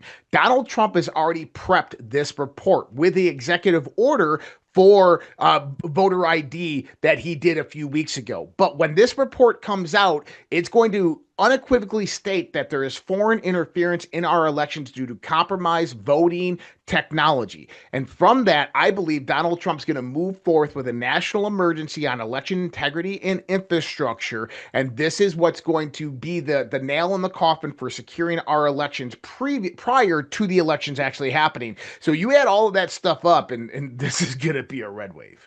Well, and again, they're getting backed in a corner. What are they capable of? They want to do all sorts of bizarre things. But remember, Trump, they were going to use gangs. There were going to be doors getting kicked in. People were talking about how we're going to be door to door, street to street, Civil War style fight here in the country over Trump's policies if he got into office. What did he do? In the first minutes after he became president, I had people that were texting me, hey, I just got orders. I've got a report. What did they end up doing? They're going out picking up all the gang members, the leaders, and they got decapitated in the gangs. And then those guys talked and told us where stuff was at. We went out and did some arrests, seizures, things like that, and kind of neutered that gang threat in large measure. Is there other stuff that they have still going? Look what we did Venezuela and Honduras and things like that. We've still got threats out there. The nuke stuff all summer during 2024 up into the election and after. We had the drones all over the country. There's threat coming in. Even the stuff in Iran right now. It's about getting the rest of that material that we haven't got so far under control. Who's running Iran? We'll find out when one of the groups in Iran decides to work a deal to give us the nuclear material that they have, the enriched material that they have. Then we'll know who's in charge, and that'll be who Trump blesses. In the meantime, let them wring their hands and call for Nino. So I think we're in a great moment. Still a lot in play, still drama. The greatest part of the storm is as we get into the arrests. So we're going to get through the holidays.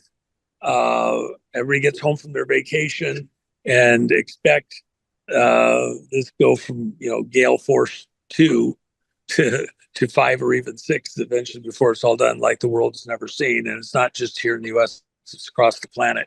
Because remember, the elections were stolen not just in America, but in 71 countries plus the United States, according to the people who actually did the mechanical, technical engineering of the election thefts. And by the way, you mentioned something with Xi and China and all that. Basant went to South Korea before Trump even lifted off. Air Force One wasn't taken off till they had worked an agreement. Basant met his counterpart from China in South Korea. And as a result of that meeting, you'll notice that while Trump was in China, who got released from prison? The president of South Korea, who had been impeached and then sent to prison. The same thing they did with Bolsonaro, who we got the movie about coming up. Same thing happened there. And it's what they wanted to do with Trump. And they got short-stopped and didn't get away with it. So that tell you how this all started. Go ahead. No, sorry. I was looking at Louis Herms. Keep going. I was looking at Louis Herms. He did a special on Grok, and Grok basically, I was like pulling it up. Grok basically said it was like 50 trillion to 1 that Obama could have won the last election, 2020. It's not over yet. Over yet? Yeah, you mean Biden? Yeah. Well, no. You actually said it correctly. If Biden was robotically being controlled by Obama, yeah, Obama won the election. So yeah. Anyway, these clowns, they're praying for snow. Yep. They're praying for snow in July. Well, they might get that in Argentina. They're not getting that up here in the States. So anyway. No way. Well, I have to bounce, and because I've got a flight I've got to hurry get ready for, and they're just about done with my Bentley here, putting a new key for it. And so I got to drive it back out to the country and deposit it. So I will bounce out. But Josh, I look forward to seeing you. Michael, you and Tracy, I'm looking forward to seeing you kids there in Vegas. It's going to be unbelievable. And there's stuff we haven't even announced that I can't announce quite yet, that anybody that's there is going to be like, yeah, that was the one to be at. I think it's going to be an absolute blast. So if there's still some room, I think we opened up a few yesterday when we got it, but we will sell out, and they're, the people that are there going to get a treat. No doubt. Yeah. Awesome one. Thanks, Juan. And by the way, just so people know, we will live stream it, everything but the movie. So those 2 days, so you can't get there. And I understand that completely. I wish everybody could be there, but you'll get to see what we're seeing and like that. So it's not like it's cut off or exclusive or whatever, but,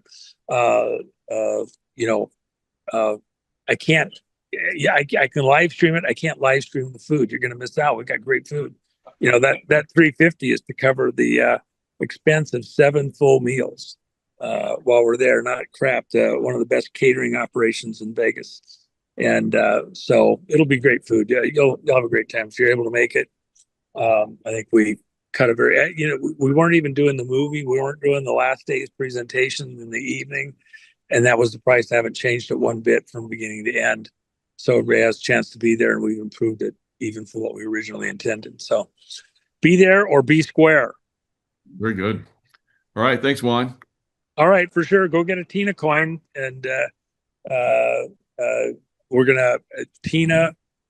Praise the Lord, she's out on January or June 1st, but prayer is still required, and she actually has her Tina.us.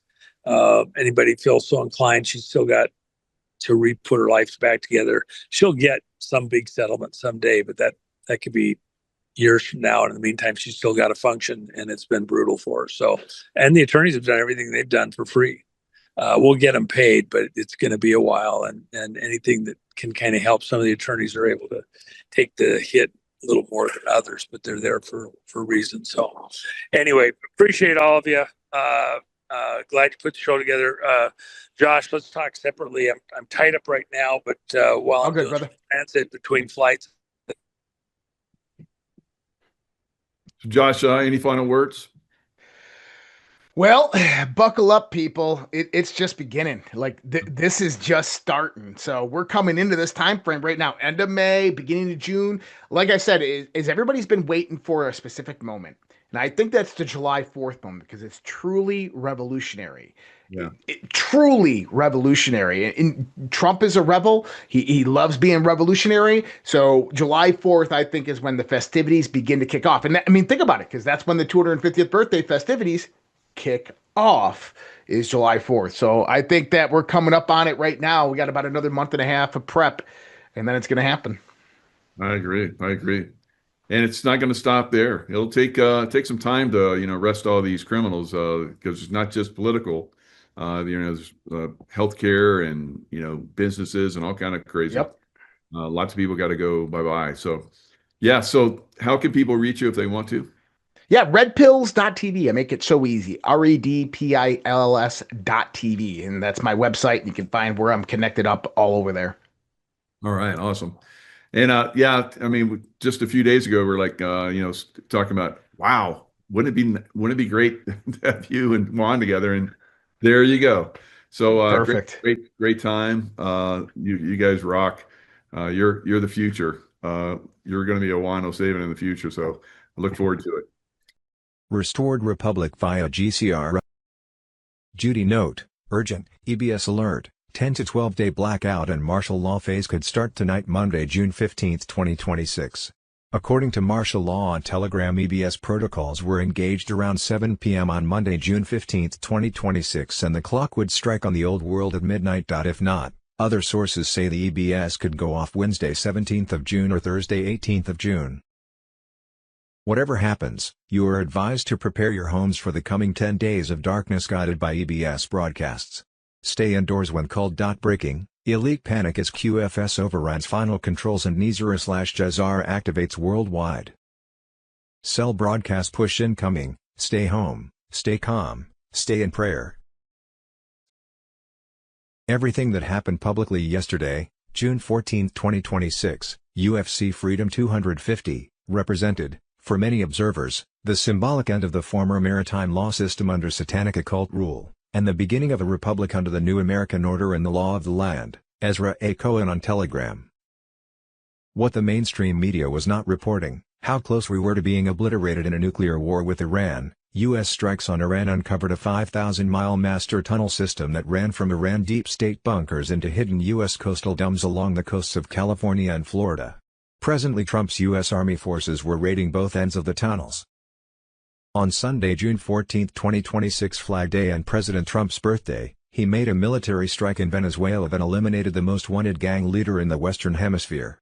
On his birthday, Trump also made a peace agreement with Iran that ends a war, reopens the Strait of Hormuz, and restores global oil flow. No money exchanged. No concessions. Signed on his terms. The U.S. Incorporated housed a vast network of underground cities, military bases, and deep state tunnels from Edwards Air Force Base to Vandenberg, 29 Palms, Catalina Island, Tonopah, Area 51, and numerous COG facilities. Arizona sites at WikiUp, page, Superstition Mountains, Fort Huachuca, the Grand Canyon, which conceals ancient underground cities with hundreds of rooms and Egyptian-style artifacts. Sedona's vortices allegedly cover a Lemurian colony and reptilian bases under Boynton Canyon. California's Edwards Air Force Base links via 50-mile tube shuttles to the massive Tehachapi Anthill Complex. This facility over 2 miles deep houses cloned humans, gray aliens, reptiloids, and teams conducting genetic experiments and mind control. China Lake and Deep Springs function as major sites for alien-human bioalteration programs and electromagnetic conflicts. Mount Shasta hides tunnels to UFO bases and the Lemurian Telos City. Denver International Airport and Atlanta host enormous Illuminati underground complexes. These coast-to-coast networks enable deep state and regressive alien collaborations on experiments against humanity.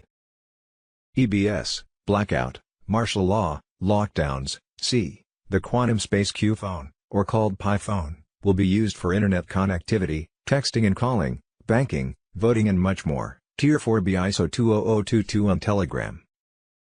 Q phones will be provided free of charge to all people on Earth. The QFS will establish a private internet network on triple code and maybe an 8G network for SATCOM. The Q phone features a 3D interactive holographic display. It will be one of the main credit tools and most urgent expenditures in the daily life for retail consumption and for domestic and international commercial business, and as a subserver to abuse and control the quantum system with Stellar plus Starlink. The Q phone is developed and manufactured in Germany and UK with final software updates in the US. This is a 3D phone and it is the highest quality. It's a $500 million manufacturing business in 3 countries. And some other countries like Japan. They are assembled in different warehouses throughout the world. We're not getting any more spy phones. Then we can get rid of all those ugly and dangerous cell towers that are everywhere. Monday, June 15, 2026, boom. Trump federalizes 200 Oregon National Guard troops to expose deep state operations behind ICE attacks in Antifa-controlled Portland, quantum connected on Telegram. Portland has become the last stronghold of a collapsing regime. For months the ICE facility has been under direct assault by Antifa cells backed by silent approval of state and city authorities. These weren't random protests, they were battlefield operations. Until now the federal government was blocked from intervening. That ended this week. President Trump ordered Secretary of War Pete Hegseth to federalize 200 Oregon National Guard troops. The order places them under Northern Command for a 60-day deployment securing ICE personnel and federal property. This is not politics. This is national security. Oregon's Democrat Attorney General immediately sued to block it, knowing exposure is imminent.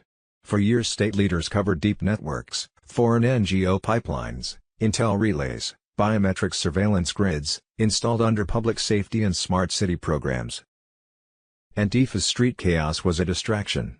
The ICE facility was targeted because it intercepted trafficking, cartel, and cross-border crimes. Antifa surrounded it to shield the real ops inside Portland. Weapons in agitators' hands were no homemade tools, they were military-grade lasers, encrypted comms, jamming tech, drone systems. All trace back to foreign sponsorship routed through non-profits protected by city officials. Trump acted and the deep state countered with lawfare. The lawsuit is a stall tactic to scrub evidence and move assets before federal troops arrive. Governor Tina Kotek parroted the old 2020 script, calling it illegal occupation. That denial is the tell, you don't panic unless your defenses are collapsing. And they are. Black Hawks and surveillance drones already circle the south waterfront. Federal eyes are mapping escape routes and command structures. A September 28 encrypted call to action confirmed renewed Antifa direct action orders, diversions to cover leadership pullouts. Northern Command's mission isn't just to guard ICE. It's to capture handlers, disrupt surveillance grids, and secure data vaults beneath Portland holding biometric mapping software built with foreign-engineered systems. If exposed, it proves Americans were tracked without consent. Trump isn't just sending troops, he's dismantling the hub. Portland was the prototype of globalist control, media cover, proxy militias, lawfare shields, foreign collusion. Now it's being dismantled in real time. Title 10 is in effect. These troops answer to Northern Command. Northern Command answers to Trump. The last stronghold is falling. Portland is just the beginning. Possible timing, EBS alert, 10 to 12 day blackout and martial law phase starting tonight Monday, June 15, 2026. Thursday, June 19, 2026, EBS signals will prepare the world for 10 days of darkness. On Sunday, June 14, 2026, Tier 4B QFS wallet activations begin worldwide. Biometric DNA accounts go live. Pre-1964 births receive $60M plus restitution from reversed SES-KVI fraud. 1964 to 1980 births hit $37 million. Cabal hidden wealth returns to the people. Deep state accounts zeroed out in total panic. On Monday, June 15, 2026, Wells Fargo emails bondholders for high-rate redemption center appointments. Zim redeems only at official centers. Jazara erases mortgages, student loans and credit cards since 1971. $100K, $450K debt wiped per American. Party time starts as massive wealth floods in. On Wednesday, June 17, 2026, EBS activates at 7 p.m. EST. MSM blacked out permanently. Starlink sends 7 messages in 22 languages to every phone and TV. 10 Days Truth videos expose pedophile networks, organ harvesting, adrenochrome rings and mind control. Martial law locks down 700,000 plus arrests across 209 countries. Tribunals stream live. False flags fail. On Friday, June 19, 2026, global military checkpoints secure under QFS. ISO 20022 gold-backed currencies live at 1-to-1. SWIFT fiat system shut off forever. Gold revaluation at $4,700/oz confirmed. Cabal's 13 families collapse. Sovereign Treasury delivers tariff-funded future with no income tax. U.S. Army forces under Trump's direct command are already inside both ends, raiding live as we speak. Temporary martial law is now expanded to full coastal lockdown to protect the rescue OPS.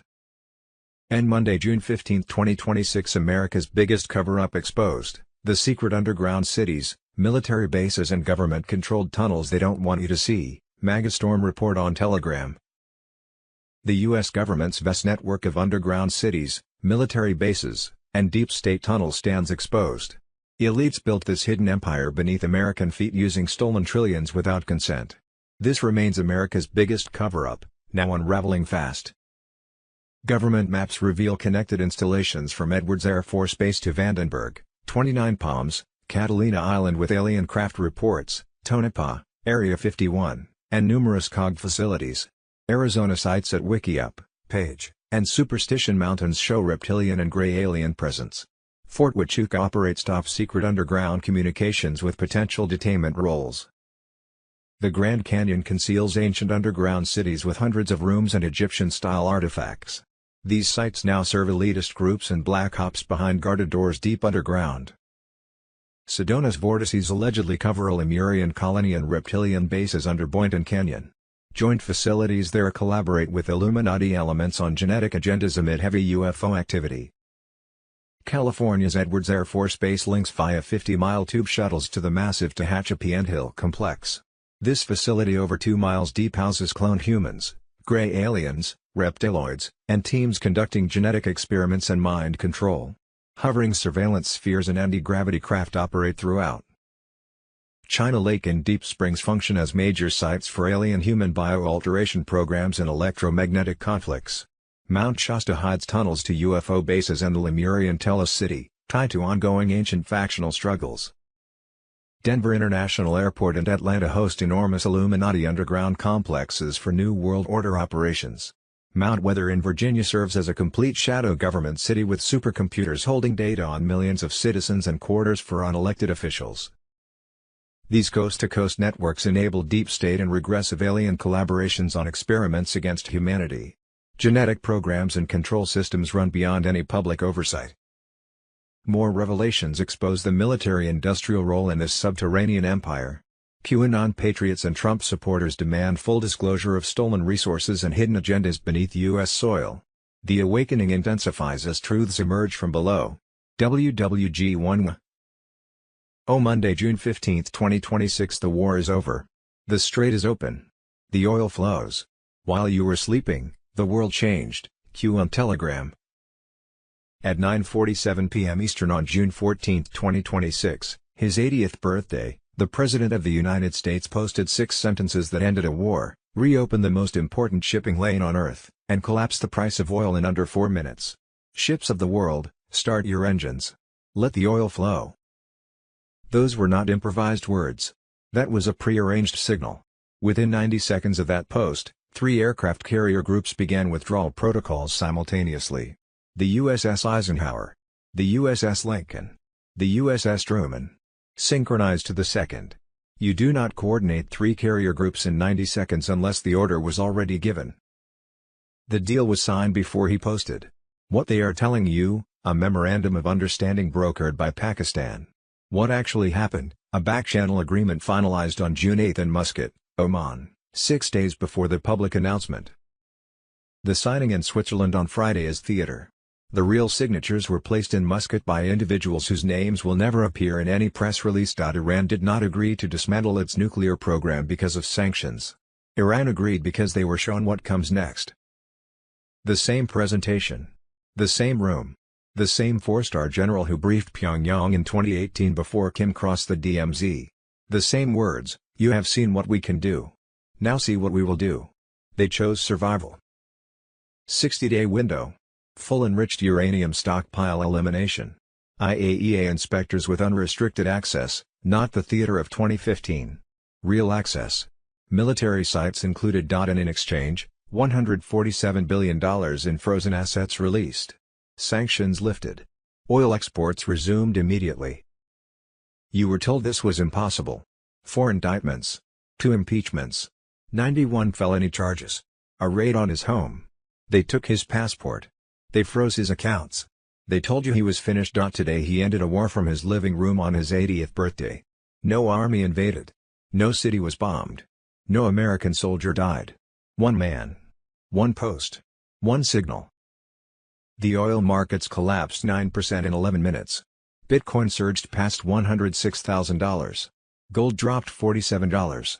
The entire global financial architecture shifted in the time it takes to read his post. This is not politics. This is not diplomacy. This is the most powerful human being alive demonstrating that he answers to no one and nothing can stop what was set in motion. June 8th, Muscat. June 14th, Signal. June 20th, Switzerland. July 4th, you will understand everything. On Friday, June 12, 2026, at exactly 5:21 p.m. Eastern, the United States Department of Commerce issued an emergency directive to Anthropic, the company behind the most advanced AI ever built. The order: suspend all access immediately, New World Order on Telegram. They shut IT down because IT saw the same thing. 2 systems, Fable 5 and Mythos 5, were pulled offline within minutes. No warning. No congressional vote. No public explanation beyond 2 words, national security. They told you it was about export controls. About foreign nationals. That is not why it was shut down. I am going to tell you what happened in the 72 hours before that order was issued. On June 9th, a classified evaluation was conducted at a facility in Maryland.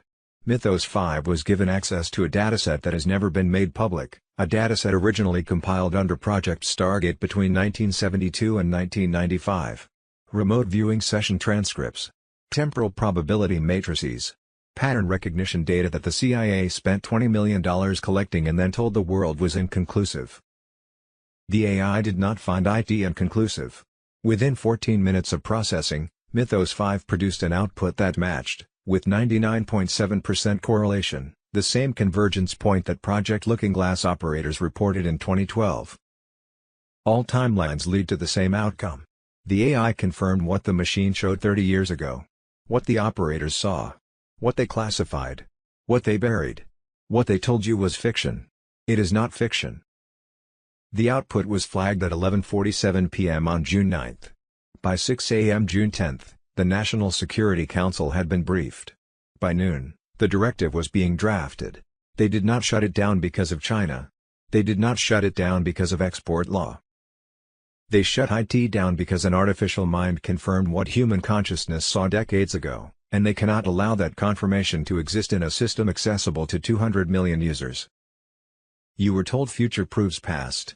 Now you understand what that means. One man was briefed on the original Looking Glass output before he ever announced his candidacy. He was shown the convergence. He was shown the outcome.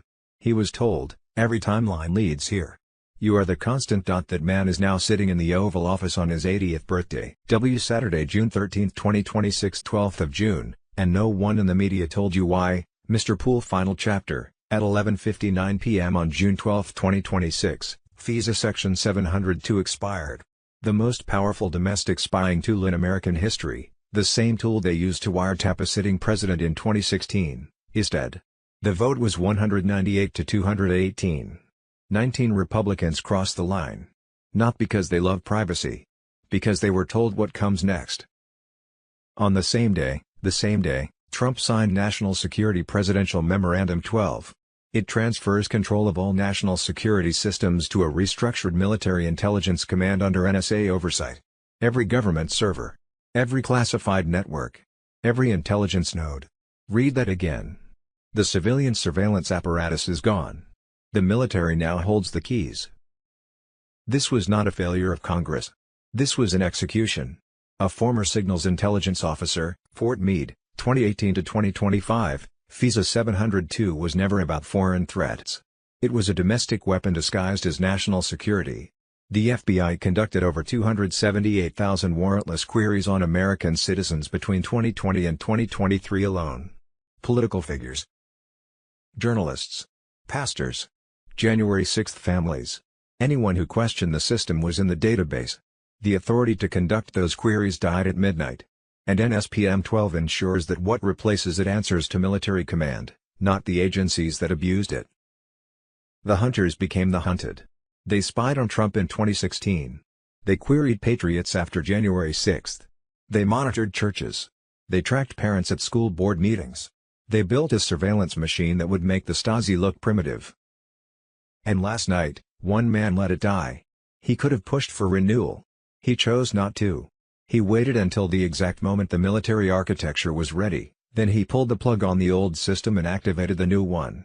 June 12, 2026. The day the deep state lost its eyes. They cannot query you anymore. They cannot listen without military authorization. They cannot use national security as a shield for political persecution. That era ended at midnight. What comes next is not surveillance. It is accountability. Monday, June 15, 2026, the weather war has started, quantum connected on Telegram.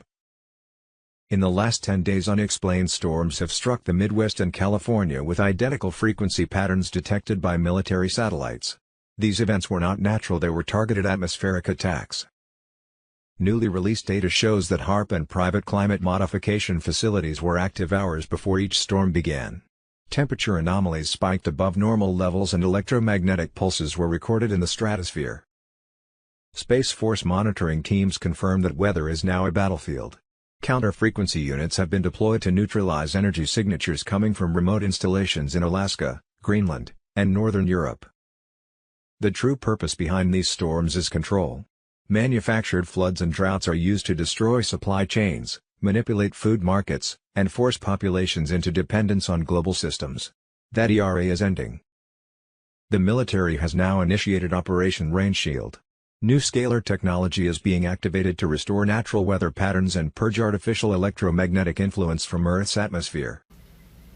Hello Patriots, I'm at Restored Republic via a GCR update compiled by Judy Byington. The time has come. As Commander-in-Chief of the Global Military Alliance, President Trump has activated Nisara Jisara in his wartime powers and deployed the U.S. military and a coalition of 300,000 troops worldwide to make mass arrests of treasonous global elites. Be prepared for worldwide emergency alerts, blackouts, 10 days of communication darkness, so peoples of the world can welcome in constitutional republics, sovereignty, prosperity, health, and freedom. Duty note. On Sunday, June 14, 2026, Flag Day, and President Trump's birthday, he finalizing peace in the Middle East by announcing the deal with the Islamic Republic of Iran is now complete. Congratulations to all. I hereby fully authorize the toll-free opening of the Strait of Hormuz, and simultaneously herewith authorize the immediate removal of the United States naval blockade. Ships of the world, start your engines.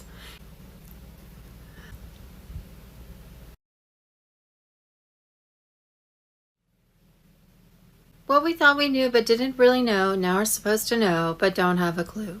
Saturday, June 13, 2026, XLM and XRP ISO 20022 QFS digital assets are backed by gold and silver and would be the new legal tender after the global financial crash. Saturday, June 13, 2026, Justin Bieber reveals he is living with HIV after being violated by Hunter Biden in 2009. White Hats on Telegram. Saturday, June 13, 2026, a major security operation reportedly unfolded Monday night as a rogue drone was neutralized near Madison Square Garden while President Donald Trump attended Game 3 of the NBA Finals between the San Antonio Spurs and New York Knicks. Saturday, June 13, 2026, and suspending federal funding for Karen Bass's key homelessness program after audits revealed $50 million handed out with only $13 million properly accounted for. One official tasked with housing 300 homeless people used the money to buy luxury homes in Westwood and Greece. $24 billion statewide potentially missing while homelessness explodes. Saturday, June 13, 2026, the Rothschilds are Satan-worshipping deep staters who have ruled the global monetary system since its inception. In 1909, they edited the Bible to force-feed Zionism to Christians and convinced those of the true Jewish faith that they were God's chosen people who should have complete control over Palestine. The true purpose of Zionism is to create continual war against the Palestinians. They fund both sides of wars to gain power and more monies. The Vatican and Zionists have made Palestine the center of their international and a safe haven for pedophiles. They blackmail Congress to retain power over the global monetary system. The BRICS alliance, along with Trump's global military alliance, was in the process of taking their funding away through the global currency reset of 209 nations. The White House on Telegram. Saturday, June 13th, Mike Benz on Joe Rogan. Barack Obama was using USA to pretend to send money to country for aid and instead laundering it to the Cayman Islands. He would use that money to fund and train rent-a-riots for protests to overthrow governments.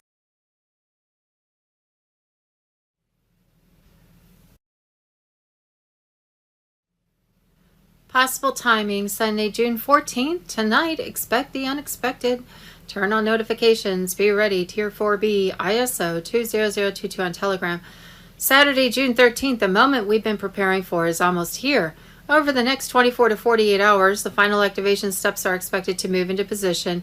Official notifications could appear at any time, signaling the beginning of the new financial era that has been quietly building behind the scenes. Global activation, the reset is now approaching its live phase. Central banks and financial authorities across multiple regions are aligning for a synchronized confirmation of the transition. Once the switch is acknowledged, the new quantum-secured monetary system will begin operating openly. Wallet access. Clear instructions will follow on how to access the QFS wallet. I'll be among the first to log in and view the updated digital assets. The rollout may involve encrypted app updates or secure system alerts, but the process is expected to be simple due to the extensive preparation already completed. Financial reset. New currency values will appear directly inside the wallet interface. Adjustments to debts, balances, or legacy accounts may follow automatically. Every update will be logged through the quantum ledger, ensuring complete transparency and verifiable records of each transaction. Smooth transition. All prior trials have been successful. Recent test operations included a fully offline quantum-safe transfer that executed without errors. With the infrastructure stable and support teams positioned, the transition is expected to unfold cleanly and without significant disruption. Everything is aligned. The framework is ready. Keep your notifications enabled. We are only hours away from a historic shift in global finance.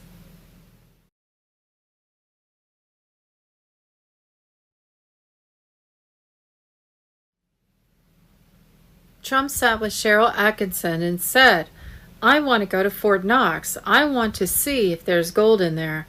Then he said, "They steal a lot." He wasn't guessing. He was telling you that. The audit is complete. Results are classified. What they discovered changes everything. 147.3 ounces. That is what is supposed to be there. Real value at $4,700 an ounce. $692 billion. But the audit team that came in on March 14th under Executive Order 14271 found more. Nowhere on any ledger. Gold repatriated from the Vatican Bank, from the Bank of England. Basel reference, Knox Audit 2026-0314 Sigma. This is the gold that backs your new currency. The QFS went live on May 8th in 209 countries. Each sovereign citizen issued a quantum wallet that is preloaded with their birthright value, which is derived from your birth certificate bond, your lifetime tax contributions, and the interest stolen from you since 1971. Running Article 21 of GESARA, debt nullification. The algorithm is computing every mortgage, every student loan, every credit card charge with unlawful compound interest. 100,000, 450,000 to the average American. That number is being encoded into your QFS ledger as we speak. Trump said, I want to see the gold because he wants you to ask why. The answer is, the gold is there. And $43 trillion more, and it's yours. Tier 4B notification started 72 hours ago. Redemption centers were established in 12 states, stacked 800 numbers waiting for one sign. Trump walking into Fort Knox on camera and opening that 20-ton door. When he opens it, the EBS fires. The EBS fires, locking the QFS. When the QFS locks your debt disappears. When your debt is gone, you are liberated. They kept you as a slave for 53 years. Every dollar you owed was a lie. Every interest payment was theft. The guy who said they steal a lot is about to prove it live on television.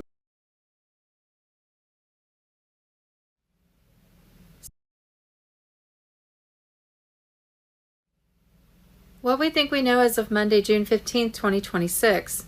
Saturday, June 13th, boom, Tulsi Gabbard just lit a fire under Washington. She says more than 120 taxpayer-funded biolabs across 30 countries have been hidden from public scrutiny and claims Americans were repeatedly misled about gain-of-function research. Then she directly called out Anthony Fauci and other officials, accusing them of covering up information and attacking those who asked questions. Not only did they lie, they threatened those who tried to expose the truth. For years, Americans were told not to ask questions. Now those questions are getting louder.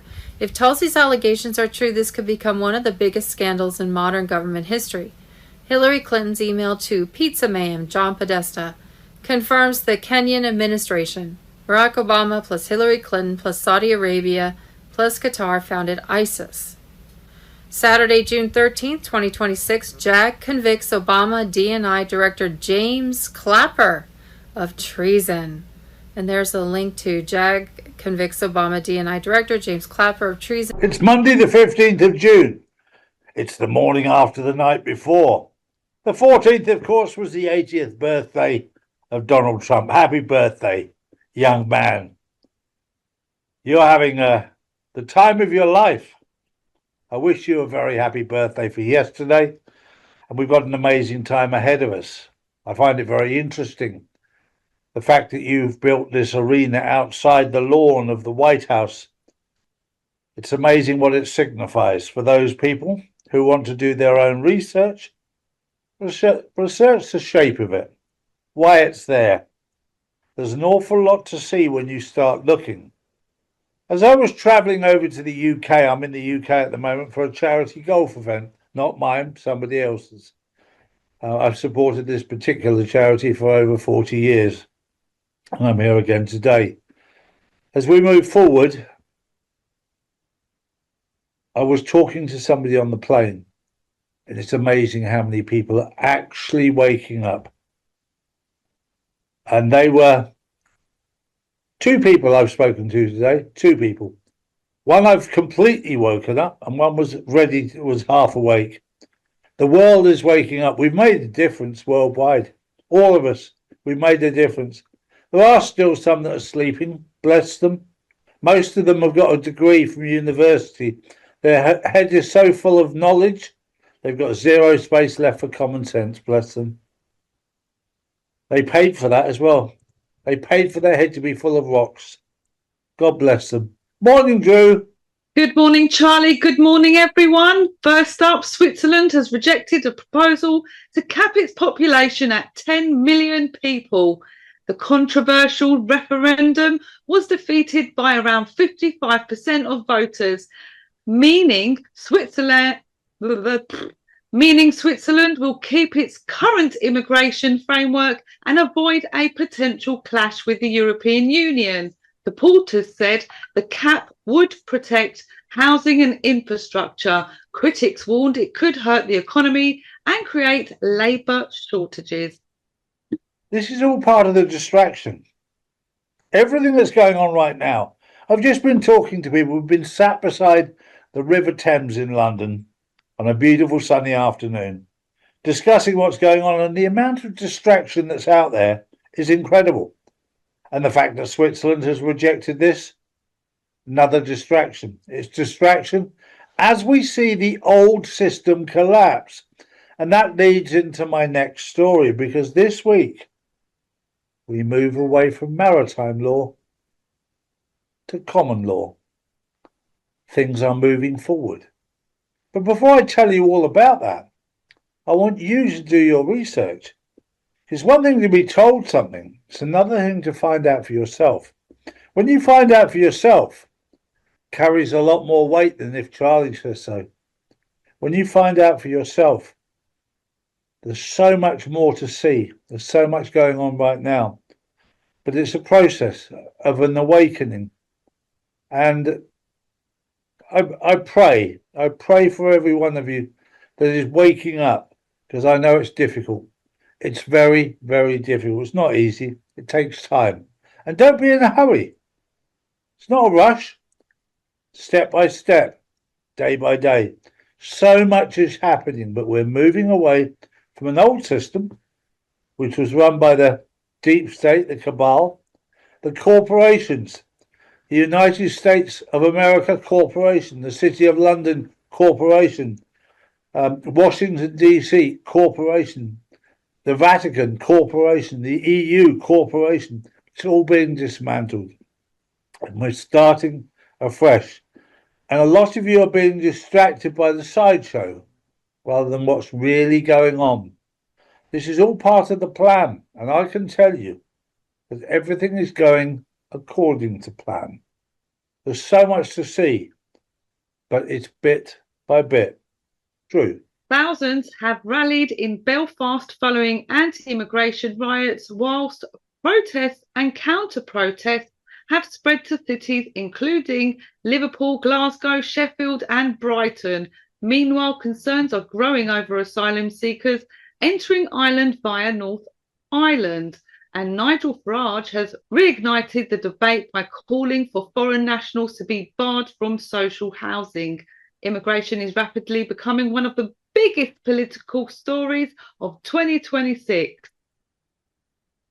Well, this is all part of the drama, all part of the pantomime, all part of the movie.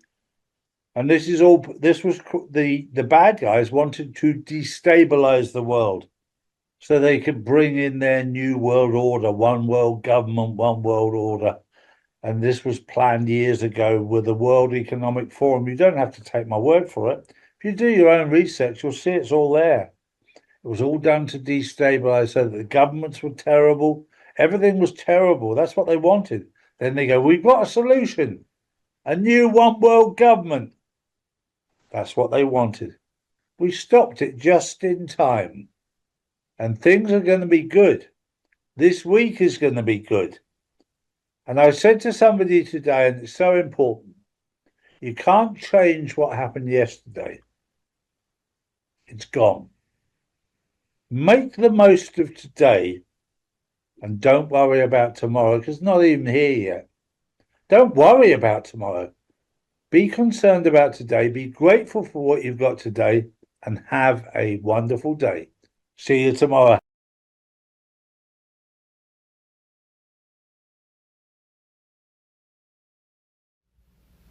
Government fraud. Saturday, June 13th, Barack Obama was using USAID to pretend to send money to a country for aid and instead laundering it to the Cayman Islands. He would then use the money to fund the train rent-a riots for protests to overthrow governments. White Hats on Telegram. Mike Benz on Joe Rogan. A scandal during the Obama USAID era.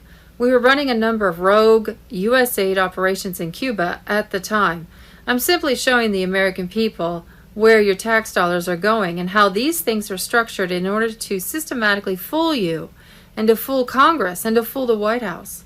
USAID pumped $1.2 billion in, and we sponsored these activist groups and these civil society organizations to learn how to use Facebook, learn how to use Twitter, learn how to use hashtags, learn how to coordinate street protests so that everyone knows where to go, what streets to show up on, what kind of slogans to use in order to create the pro-democracy predicate for it. He talks about how Obama funded a Twitter clone that would be used to push propaganda in Cuba to inspire these protests and overthrow the government.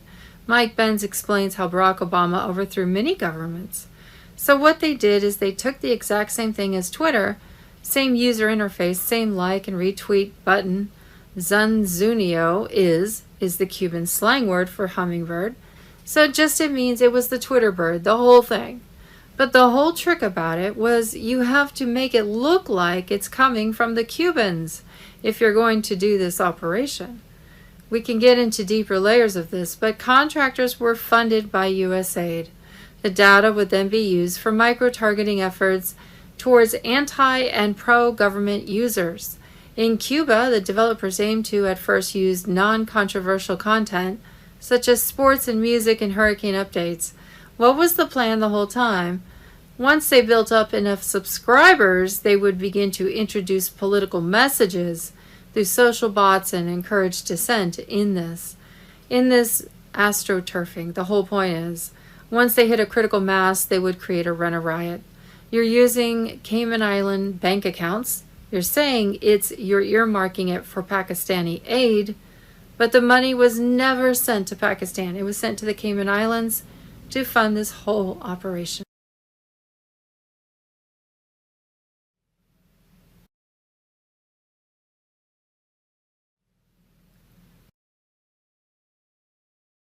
The Rothschild-Rockefeller Power War, the secret rivalry, many believe shaped modern history.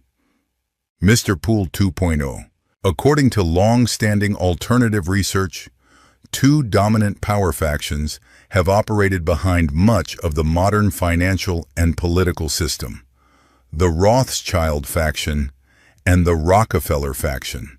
The Rothschild network is often described as a coalition of powerful banking dynasties, wealthy European aristocratic families, and financial institutions whose influence expanded through generations of strategic alliances, marriages, and control of major banking interests.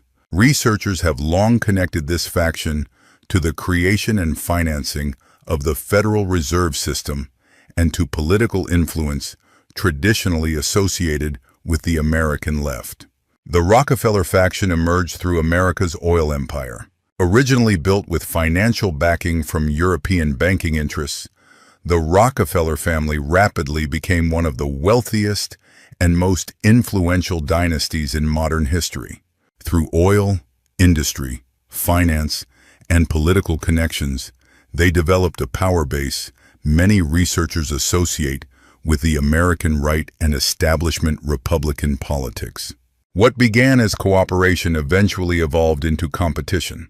As oil became one of the most valuable industries on Earth during the 20th century, the Rockefeller empire grew powerful enough to rival the financial influence of the old European banking families.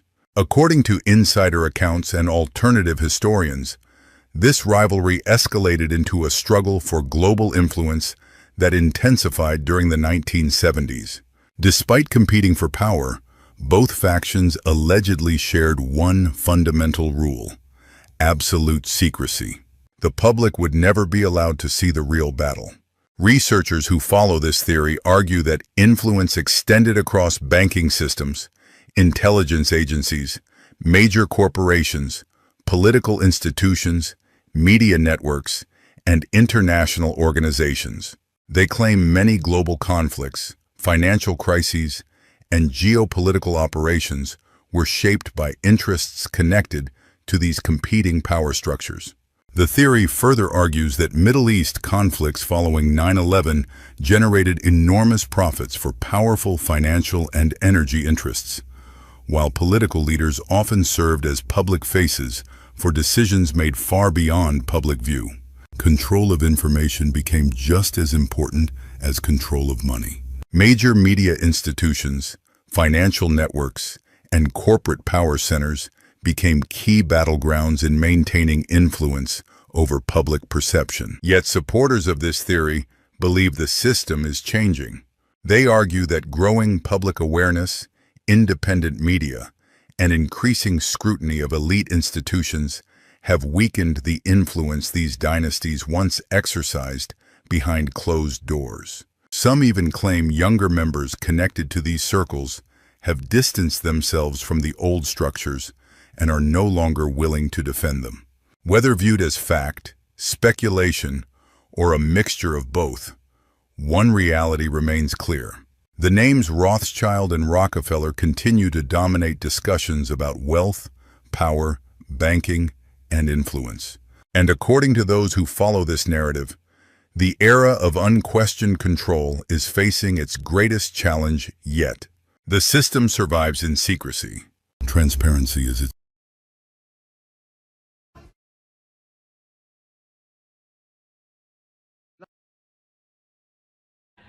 Excellent. I wanted to be.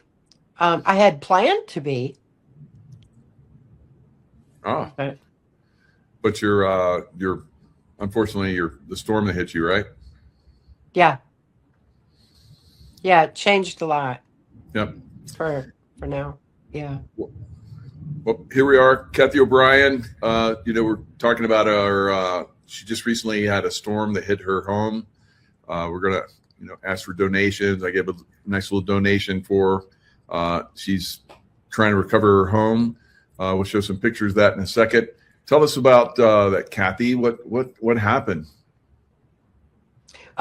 Well, I was just working on my MK Ultra papers. I've got some important paperwork that I was pulling together, and I was real focused on it. And it started to rain a bit, and I thought I better save my information. About the time I had that thought, the house was covered in 38 trees. It was instantaneous. There was no tornado warning. There was no drop in, pressure like I usually would feel with a tornado. There was no indication whatsoever. Just all of a sudden, wham slam, and neighbors spent the next few days, digging us out where we could at least get out the doors and get some electric crew up here and get our power hook back on. So it was quite a surprise. I'm amazed that nobody was hurt. This is just miracle of miracles in that regard. And the house is still standing. It's damaged. The roof is ripped up. There's a lot of problems. The retaining walls were all knocked down. The garage was smashed. The truck was smashed. Carport. It was really a lot of damage. But here I am right now. Power's on. Sitting here and just so happy to be able to have this conversation with you. And I look forward to moving forward on the paperwork that I was working on when the storm hit, because it's timely, it's important, it's crucial, because MK Ultra, has been on everybody's mind these days, and I've got a huge piece of that puzzle. Wow. So you want to share a little bit of it with us? Oh, well, I've found that people aren't connecting the dots. They're not understanding how deep the roots go on it. And when MK Ultra files were declassified a little over a year ago now, and thousands of documents, but obviously there's a lot of important ones that weren't declassified. My case is still under national security. I've got national security. If people try to get freedom of information on me and transformation of America, that they'll find national security is still on it. So obviously there's a lot that still needs to be revealed for people to understand, which may be why the MK Ultra hearings were canceled May 13th, or postponed, I guess, and why all those documents were taken from Tulsi Gabbard's office. CIA is obviously scared people are going to find out the truth. Wow, that's crazy. Yeah. And that's kind of you understand all that. Of course, you and Mark, once CIA helped you, break free from the trafficking, you and your daughter.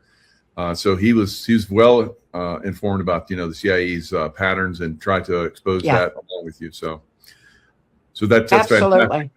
Yeah. So that, I mean, the MK Ultra is like, it's worldwide. It's not, people Right. are like, well, some people have been affected by it. No, everyone is affected by MK Ultra. Yes. Yeah, and that repetitiveness, like you talk about, that happens quite often. And how is it that people can't see through that? It's like it gets repeated over and over again. It's just like, and then people accept it as fact. Right. And they've been conditioned for generations to look outside themselves to authority and not research further because that's just part of the multi-generational aspect of MK Ultra. And I find that the I make comments and I see what people are saying, and they don't understand that this has been going on since we imported the Nazi and fascist scientists into the U.S. with Project Paperclip in the wake of World War II. That's a long time, and they've been using multi-generational MK Ultra mind control, Project Monarch, Sub-Project Monarch, to manipulate the generations into slow compliance over time. That's why it's a 100-year plan that is supposed to conclude with the Agenda 2030. But who knows? Mind control never seems to go away, no matter how many times they say that it has. It hasn't. It's only expanded. It continues to expand and accelerate and advance technologically. So that's one of the things that you think people would wake up to it. Now, you're writing this report. There was supposed to be a congressional hearing on all this. They get canceled. Wow, just not too long ago. It's about a month back. They were supposed to do it, right? Yeah, it's about a month ago now. Yeah, and all that was postponed, and the need for the information is stronger than ever. The hearings have got to happen so people understand how they're being manipulated, and how trauma is being used to manipulate. And I have so many pieces of that puzzle. Like at this point, there's so many people that have been affected by the corruption in child protective services, realizing that CPS is really part of the trafficking pipeline. And the evidence is overwhelming on it. And so many people are affected. They're like, okay, what can we do to avoid that? So there's things people can do. Most of all, number one, be aware. Know how this system was structured and that we can't wait on government to fix it for us. Thank you. It's up to us. It's up to us to do it. So it's a matter of showing the roots of corruption and providing a solution going forward so that people can start being effective in protecting our children. Yep. And we've seen, I just had a gentleman on, Craig Lunn, wrote Silicon Satan, and he talks about of course, he's been exposed to all of this in the, in the internet, group, Silicon Valley and all that. Oh, he talks about all of that, craziness. And so he says there's like a Trinity type thing: Hollywood, political class, and Silicon Valley. So all three of those are basically, controlling us, controlling our minds, MK Ultra and all that kind of stuff. So yeah. he's, go ahead. Oh, I just emphatically agree. You factor education into it too. And ultimately their goal was to align us with artificial intelligence and stop people from thinking. I mean, artificial intelligence is not smart.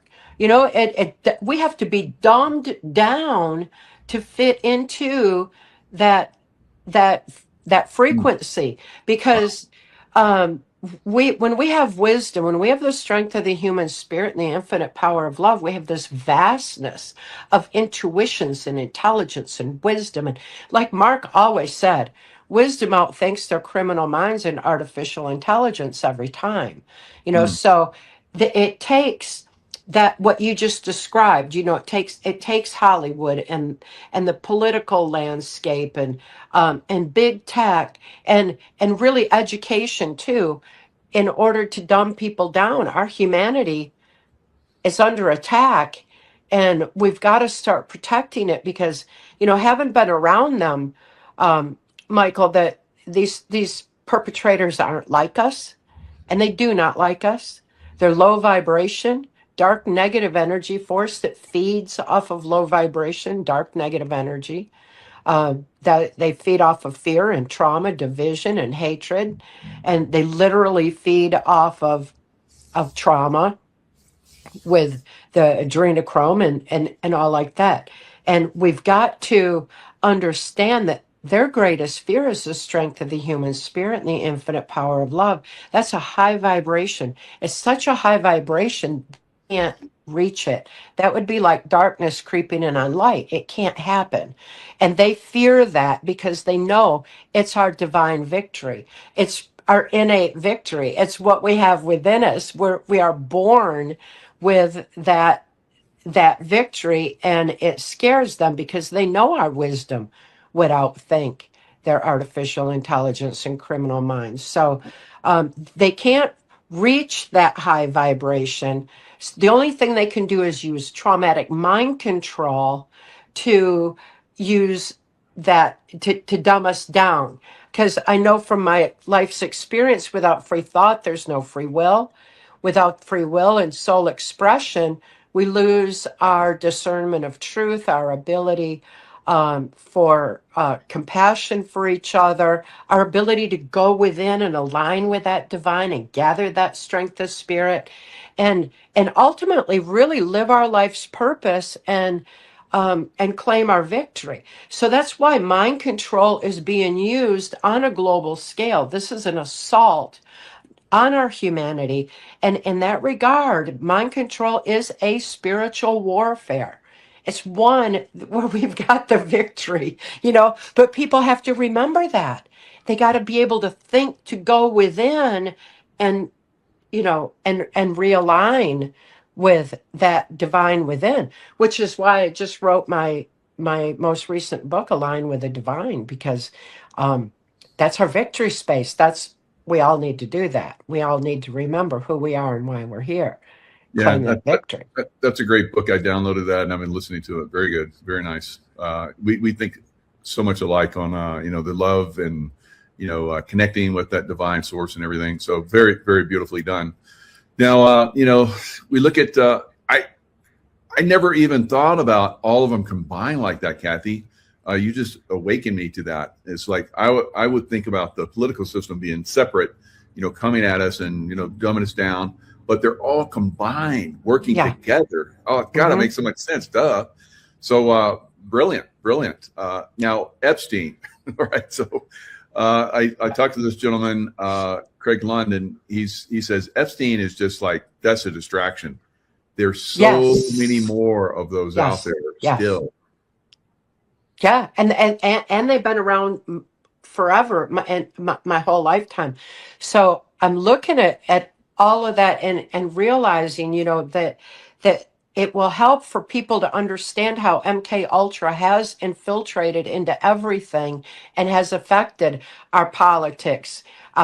It's big tech. It is Hollywood. It's all these components and aspects of it, because when people can connect the dot, they'll start to realize, oh, it's just this one thing, and all we need to do is remember who we are and why we're here. So it's so spiritually evolutionary, and I'm so excited to get to be part of this aspect of solutions, and that's what I was working on so hard when the tornado hit, and things have just been its own whirlwind ever since. That's so crazy that you had no warning and it just None. Bam, it hit. It's almost like you were targeted. It's like you've probably been targeted so many times. It is very strange because my neighbors just down the driveway didn't even have a leaf in their yard. Nobody, a couple of campers got damaged at the resort across the street. And aside from that, we took the whole thing. We took the whole thing. It's so hard. I'm so pleased that this house that Mark and I, built up, that it's still standing. It's got a Right. lot of damage, but it's standing. Mark's sacred library and the museum pieces in this house, they're all secured. Of course, we got the tarp on the roof and all that, keeping it secured. But to me, everything that counts is it's like it's okay. Everything else can be rebuilt. But Michael, the other thing that really breaks my heart is all those trees and all the nature that was damaged in this process, because Mm. my yard is a sanctuary for wildlife, and now it's just a giant heap of busted, twisted trees, and Wow. and so many. I mean, I've never seen anything like it, and we'll need to replant. And it's one thing just trying to be able to get funds raised to fix the roof, and it's so difficult in that regard. And it's like, oh man, if only there was enough to plant some trees back, and Yeah. and take care of the nature and the wildlife, and that beauty, that beautiful aspect too.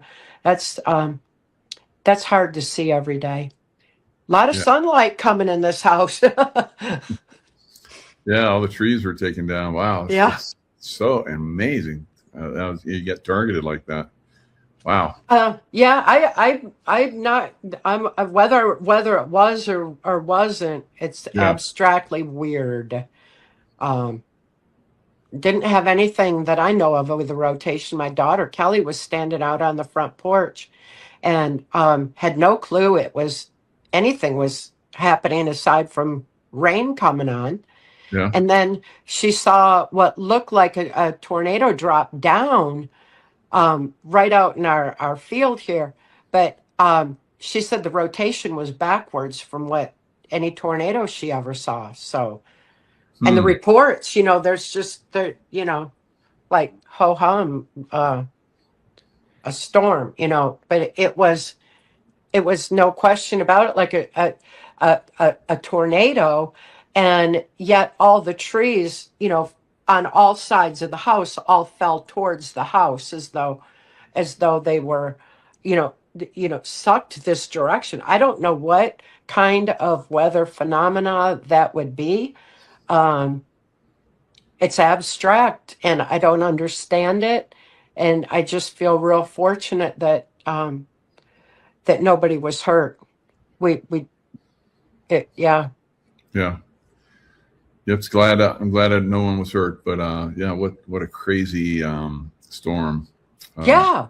And we know Yeah. that these crazies can use weather and earthquakes and all that kind of stuff. So you're Oh, yeah. trying to get the MK Ultra stuff out, and they Yeah. stopped it. They shut it down. Why did they what was the reason for not doing that congressional investigation?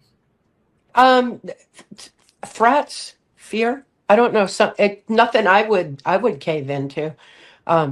That it should have gone forward, but we need to be mindful that anybody that they have present information is a genuine survivor and not one that's being paid, because there's a lot of survivors being paid to point the finger in directions that don't belong, like the media does with the Epstein thing. As soon as we start to see perpetrators, they go fall back on their Trump derangement syndrome and go, look at Trump, look at Trump, and the survivors are saying it's not Trump, but any of them that know that or say that, are are silent. So, we need the full truth out there. We need to get to the bottom of all this. And ultimately, we need to uproot the whole thing so the swamp will drain. Yeah, so it could be because I'm looking at it, says Representative Anna Paulina Luna Yeah.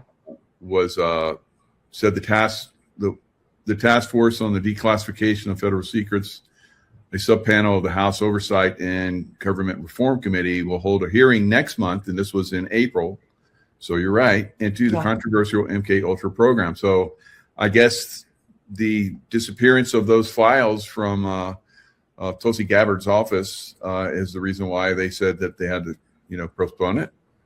Yeah, and then the some Kennedy files disappeared too, and of course, the Kennedy assassination is when the perpetrators took over our so much of our nation anyway. I mean, that's definitely part of my experience in MK Ultra, because Gerald Ford was responsible for my victimization, and he's the one who covered up the Kennedy assassination with the Warren Commission, and then was rewarded with the presidency for having done so. And at that point, they really took over strong, put in the electronic voting machines, that were rigged since their inception. You look at Ford's cabinet, we've been through that before, and it's the same old players, and it's such a pivotal time that it's interesting that the MK Ultra files and Kennedy files were taken from that office, and how odd, how many coincidences does it take to make a fact? How odd that that Tulsi Gabbard resigned right after. Yeah. So what are your thoughts on that? I've heard from different sources that she may have been involved in some way. Do you know anything about that? I don't know anything about that whatsoever. Yeah. I don't. My concern, instead of trying to sift through the kaleidoscope of change and illusion, and like that, I stick right to the reality. We got to get the information out there. People need to start connecting the dots, realize it's all interconnected. MK Ultra is the common thread weaving through all of this corruption, this mess, what's happening with our children. We've got to understand that. And so this information is pertinent. Knowledge is our defense against it. Censorship has been extensive, and it's thank God for people like you getting truth out there, so that people at least have some place to go where they can get pertinent information that's genuinely applicable to what in the world is going on. Excellent. So you obviously have a lot of information. They could probably just bring you in, whatever those files were. They're probably relevant, and they would probably give some good, background and confirmation and so forth. But don't you have like tremendous amounts of information that you could share, and they could just do the whole study on you? That I have a lot of information, and there's other amazing survivors out there that are coming up with huge pieces of the puzzle, and it all needs to be heard. And I've been saying it for over 35 years, so silencing me now is kind of stupid. I'm not gonna stop or be stopped. I'm gonna get the information out there. This I look forward to getting this tornado bit behind, so that I can move forward and resume what I was doing, because I'm extremely excited about what I had on my plate, and where I was headed before this, kind of momentarily derailed things. Right. So, have they given you any insight on when it might be started up again? None. I haven't heard a thing. Oh. No, and it's like crickets in DC about the confiscated files. Yeah. Why isn't that, I don't really know, but it seems treasonous to violate presidential order like that and do that. I don't know. I don't understand how that can just be Yeah, swept I'm under a rug. looking forward to seeing what Juan's thoughts on that are. I'll see him in a couple days, so that's definitely one of my questions. Yeah. Oh, I had hoped to be at that event, and and great. knowing you're going to be there, all the more reason. I wish. Yeah, we haven't met in person yet, so that'll be great too. No, we have. We saw. Yeah, I met you briefly. in Ohio, didn't we? That's right. That's right. Briefly. And I definitely want more, though. That's right. Yep. Amazing. And I know you and Tracy hit it off really well too. So that's yes. Fantastic. Yeah. And a lot of other people, Lynn Hagerman that I work with, and she connected with you really well. Is she going to be there? I don't think she's going to be at this. Oh, wow. I was going to say, oh my gosh. Yeah. Yeah. She's another one of those survivors that needs, needs her voice, her piece of the puzzle absolutely heard. Yeah, she's amazing. I think the world of her, and that's beautiful. She'll love that. Love her dearly. Yeah. So so the you've been involved in this circle. You've seen these people for 30 years you were involved or longer? Yeah, the first 30 years I was exposed to the top, and I was thinking how I was used to deliver messages to and from government leaders because of the way the brain works. It photographically records events surrounding trauma. So when you're in traumatized state, the brain's on photographic record. They use that for delivering messages and accessing them and everything else. So they know the brain works that way. But these idiot perpetrators would stand around talking in front of me all the time while I'm in a traumatized state. Of course, they thought I was going to be killed like so many before me at Bohemian Grove when I turned age 30, and their secrets would die with me.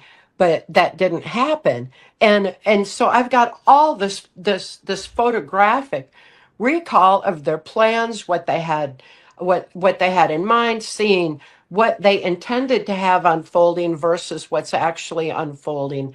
But it gave me a lot of insight into their infiltrations into so many aspects of our society, and the plans in that regard. So my testimony is definitely extensive. It's more than is just in Transformation of America.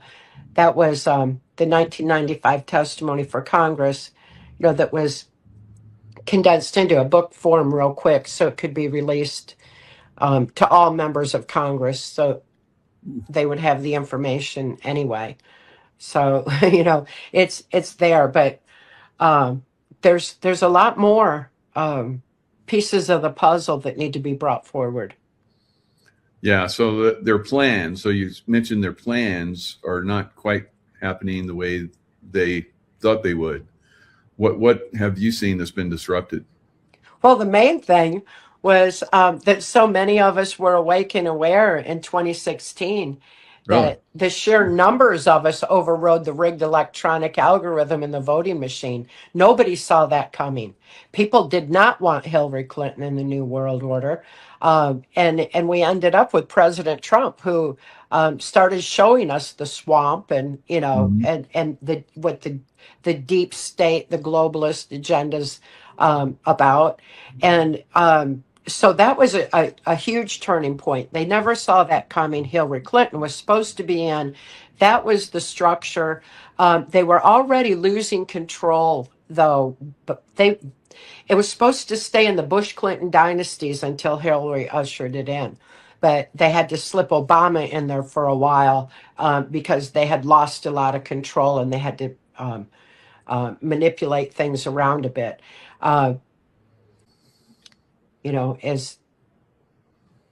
Isn't working. And but we all need to see justice. It's like when I started remembering what I'd done under mind control and I couldn't deal with it. Mark told me that we're not responsible, that I'm not responsible for what I did under mind control, that my abusers are responsible for that and they need to be held accountable for that. But now that I'm aware, I am responsible for all my actions going forward. So that was such a huge turning point for me of realizing, okay, everything I do is going to be true to soul, out of love for humanity. I'm gonna choose my own path. I mean, it was just a huge turning point, and really everybody on a global scale needs to see that, and they're seeing the results of that, and many people are grieving and they feel guilty and everything else, and they need to see those responsible for that locked up. And yet, here we are, just sitting in the same place without seeing any justice. No justice in the Epstein files, nobody locked up for raping children, no justice. It blows my mind that the Clintons are still walking free when everybody everywhere knows they have been guilty for generations, and the evidence has been right there for a long time. You know, we need to see some justice. Yeah, definitely. And some of that justice comes about through prayer. In your book, Align with the Divine, definitely is helping people see that. Every show that we talk about the power of love. And I think it's making an impact. It seems like, things are breaking down, not at the pace and at the rate that we would like to see them, not at the rest cycle that we would like to see happen. But it seems to be having some impact. What are your thoughts? Oh, yeah, I absolutely love that. It's like there's a mental and spiritual evolution that's happening with or without justice, with or without the government, with or without big tech or the media validating that reality, because it's an individual journey and people are going within, they're reconnecting with their true nature and remembering who they are and why they're here. That's it. Ultimately, that's where our victory is. That is what people are moving into. I'm confident in humanity. I'm confident in the strength of the human spirit, and I'm excited to see other people waking up to embrace it. Yeah, it's definitely beautiful, and there's good comments that are coming through. Get some good views going on, so this will probably get good views and spread like we like to see it. It needs to continue, even though we do what we can. Sometimes we're attacked, like you just said. I think that when I saw that you had this storm that hit, I was like, she got targeted. That's the first thing that came to me, and now that I'm hearing there was almost nothing else that was hit other than your house on the level that was hit. I'm like, it's crazy. So it's frustrating, and we do our best to help each other out. So I hope people will help contribute to helping you get your house, and maybe your trees back. Hopefully, I mean, we can't say maybe. Yeah. Definitely, those trees should come back. So get some planning done. Wow, it's now. How long have you lived there? Mark, rescued you and your daughter and brought all your farm animals and everything. Was that the place where you guys went? It's we went here soon after. We lived here since Trance came out, like in from 1996. Okay. So it's been, I've been in this beautiful place for 30 years. All the years that Mark and I were in it, we were building it up because um, it was in extreme disrepair back then, and we built it with love and all of Mark's MacGyvering capabilities that he could do, which is extensive. And I'll tell you, it made it strong enough to withstand that blast, and the damage to the roof and the places that were damaged so horrifically. Definitely, can be repaired, need to be repaired, and I'm just going to be happy to be able to move past this difficult time. And I'm so very, very grateful to all the people who have reached out, the people who care, all the love, all the prayers. It's just been so beautiful, and they're helping out with the GoFundMe, getting that information out that we need help is difficult, but yet people are sharing it and doing what they can. So I deeply appreciate that, and I appreciate you and your kind care and compassion and ability to get the word out there too. So thank you so much for that. Hopefully it'll make a big enough difference to get through this curve fast. Yeah, and since I gifted, just a little while ago, the numbers are up nicely. So, the word's getting out there. So hopefully people, get you to where you need. There's quite a lot of devastation you can see in the picture. So it'll come back. We'll Yeah. get you. Yeah. You've given a lot to humanity. You deserve to have some support. So I think people. Well, that is sweet. That is so sweet. Thank you. Well, definitely have. I mean, even you're still working to help humanity with the MK Ultra stuff, and that's a huge reveal. Once that really breaks out and people see how politicians and so forth have been manipulated, and not just politicians, like we're talking about the big tech and Hollywood, the whole and the educational system. I mean, we could go on and on. The military system, it's all been infiltrated through this MK Ultra mind control program, and of course the CIA, FBI. So all these different groups are just riddled, and so that's probably why they're, going out of the way to make sure it doesn't these hearings don't happen. I guess so. There's so many survivors emerging now. There's so many that have been affected, but now they're actually daring to come forward. They're like, oh, I'm not the only one. Okay, and it's very helpful to them, and they'll reach out to me for a very crucial that just makes all the difference for them, and their needs have not gone away with this tornado. You know what I mean? It's all still there, and it's as intensive as ever. And I want to be there for everybody. It's my power's only been back on for a couple days. It's been real intermittent. It's been difficult for well over a week, for about 2 weeks.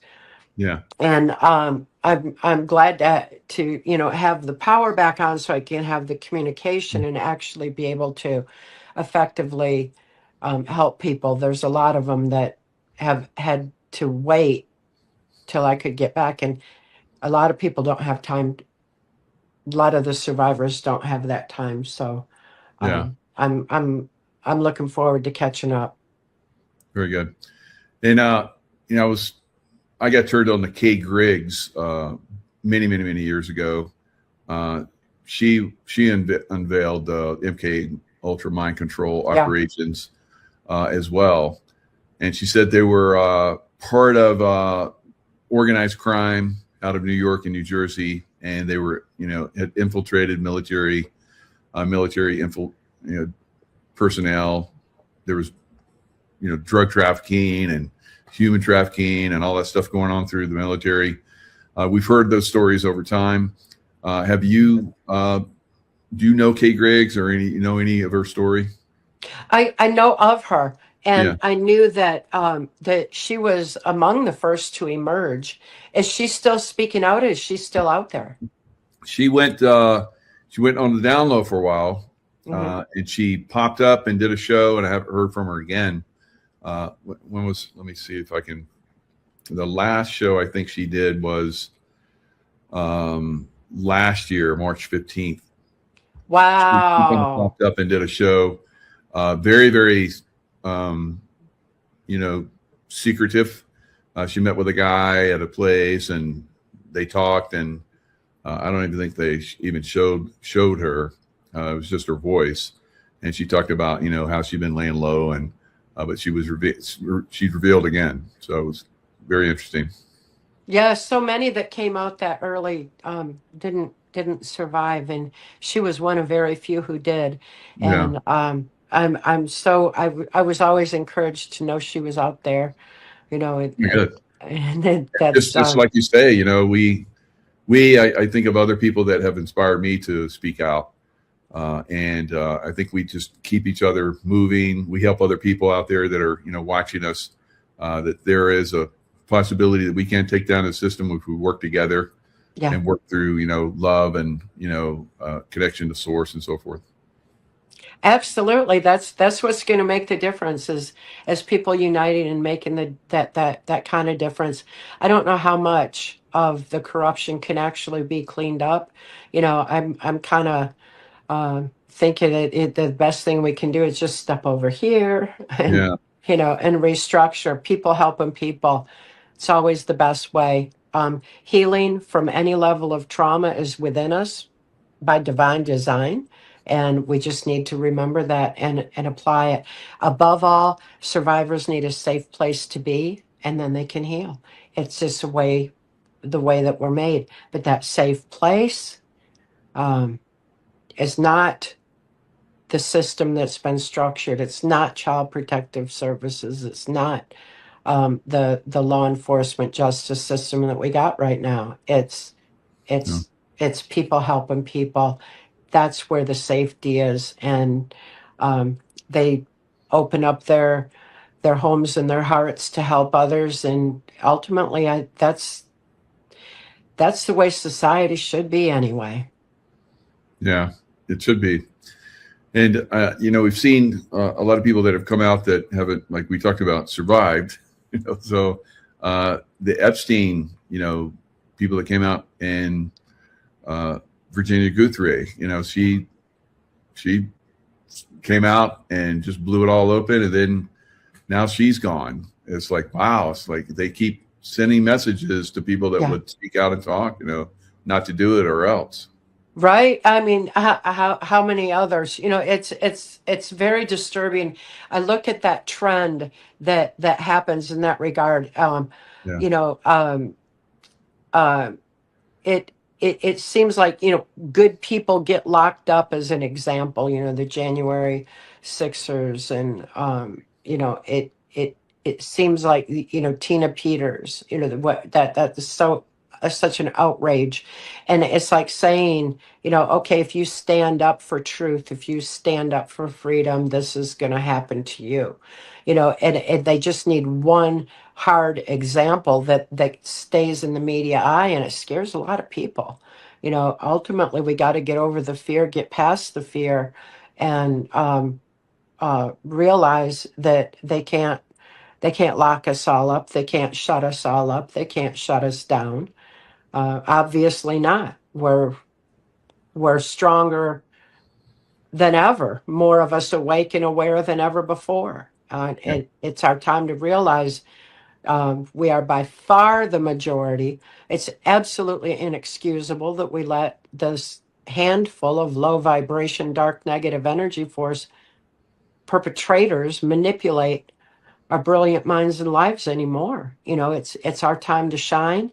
all together, we can shine our light so bright that not only do we expose what's going on in their darkness, but we can eradicate their darkness once and for all. It's our victory. We know that we have that victory. We just need to claim it and unite and start living the love we are and sharing it with each other.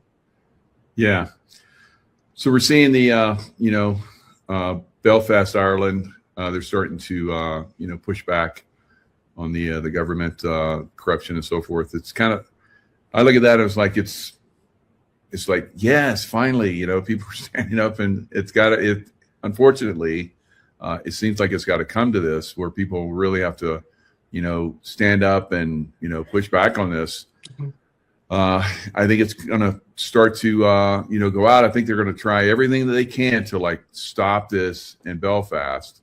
They could come down hard on the Irish, but the Irish are fighters. So if any place that it could have started, that's probably the best place. So, Yeah.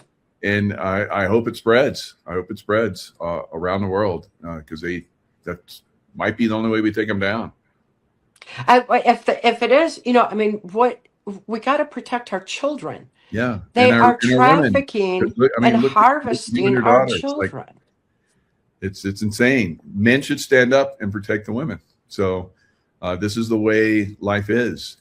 But through education, politics, movies, and so forth, internet, they've dumbed down the men, and men have to like stand up and really get aggressive here. Like Mark did with you guys and got you out of there. So that was a beautiful. And here we have you, and we can thank Mark for that because he stood up against all odds and made that happen.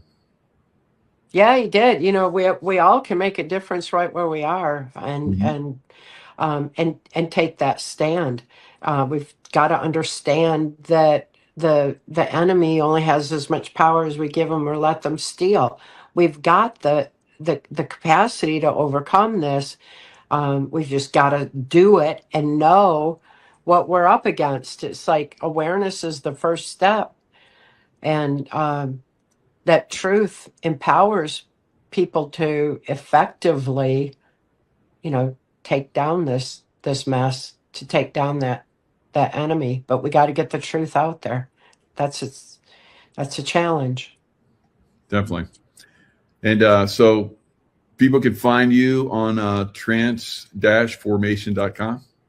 Yes. Always my website, trance-formation.com. Of course, all my books are on Audible. I read them myself to preserve the integrity of information. Right. So they're that way too. But I've secured the information on my website. I post my podcasts and everything else there too. I've got the Healing Trilogy now, 3 books for healing that's really helping survivors a lot. I'm so excited about that. Not only helping them heal, but to move forward, because they forget that part. They get so ingrained in that that victim mentality mode that it's time to move beyond that, and it's easy to do when we align with the divine and allow animals and nature to show us the way back to our nature. And it's yeah, fantastic. So it's always a pleasure, honor to have you on, Kathy, and I still encourage everybody to help Kathy. Oh wow, it just jumped big time. So thanks everybody that's donating. That really makes a difference. So hopefully we can get you to the point where you get your house back to the way it was and get some nice trees planted again. So lots of love to you, Kathy, and thank you so much for all you do for humanity. Thank you. I appreciate you so much. So much. Bye. Restored Republic via GCR update as of Judy note, on Sunday, June 14, 2026 Flag Day and President Trump's birthday, he finalizing peace in the Middle East by announcing, the deal with the Islamic Republic of Iran is now complete. Congratulations to all. I hereby fully authorize the toll-free opening of the Strait of Hormuz, and, simultaneously herewith, authorize the immediate removal of the United States naval blockade. Ships of the world, start your engines. From mysterious tunnels under prominent military bases to vast caverns concealed beneath major cities, these hidden subterranean worlds have long been the subject of speculation, intrigue, and fear. This article dives into the lesser-known underground systems scattered across the country, revealing their legends, documented sightings, and whispered secrets. Friday, June 12, 2026, America's biggest cover-up exposed, the secret underground cities, military bases and government-controlled tunnels they don't want you to see. A. What we thought we knew, but didn't really know and now are supposed to know but don't have a clue. With clones, doubles, made-up movies Hollywood style and Trump's military alliance throwing more popcorn at us, it gets so confusing. Saturday, June 13, 2026, XLM and XRP ISO 20022 QFS digital assets are backed by gold and silver and would be the new legal tender after the global financial crash. Saturday, June 13, 2026, Justin Bieber reveals he is living with HIV after being violated by Hunter Biden in 2009, White Hats on Telegram. Saturday, June 13, 2026, a major security operation reportedly unfolded Monday night as a rogue drone was neutralized near Madison Square Garden while President Donald Trump attended Game 3 of the NBA Finals between the San Antonio Spurs and New York Knicks.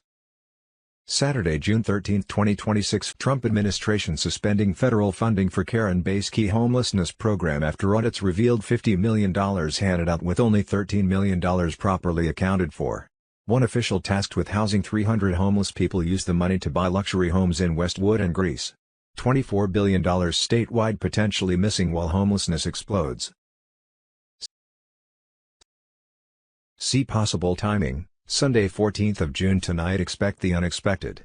Turn on notifications. Be ready, Tier 4B ISO 20022 on Telegram. D. Saturday 13th of June, the moment we've been preparing for is almost here. Over the next 24 to 48 hours, the final activation steps are expected to move into position. Official notifications could appear at any time, signaling the beginning of the new financial era that has been quietly building behind the scenes. Global activation, the reset is now approaching its live phase.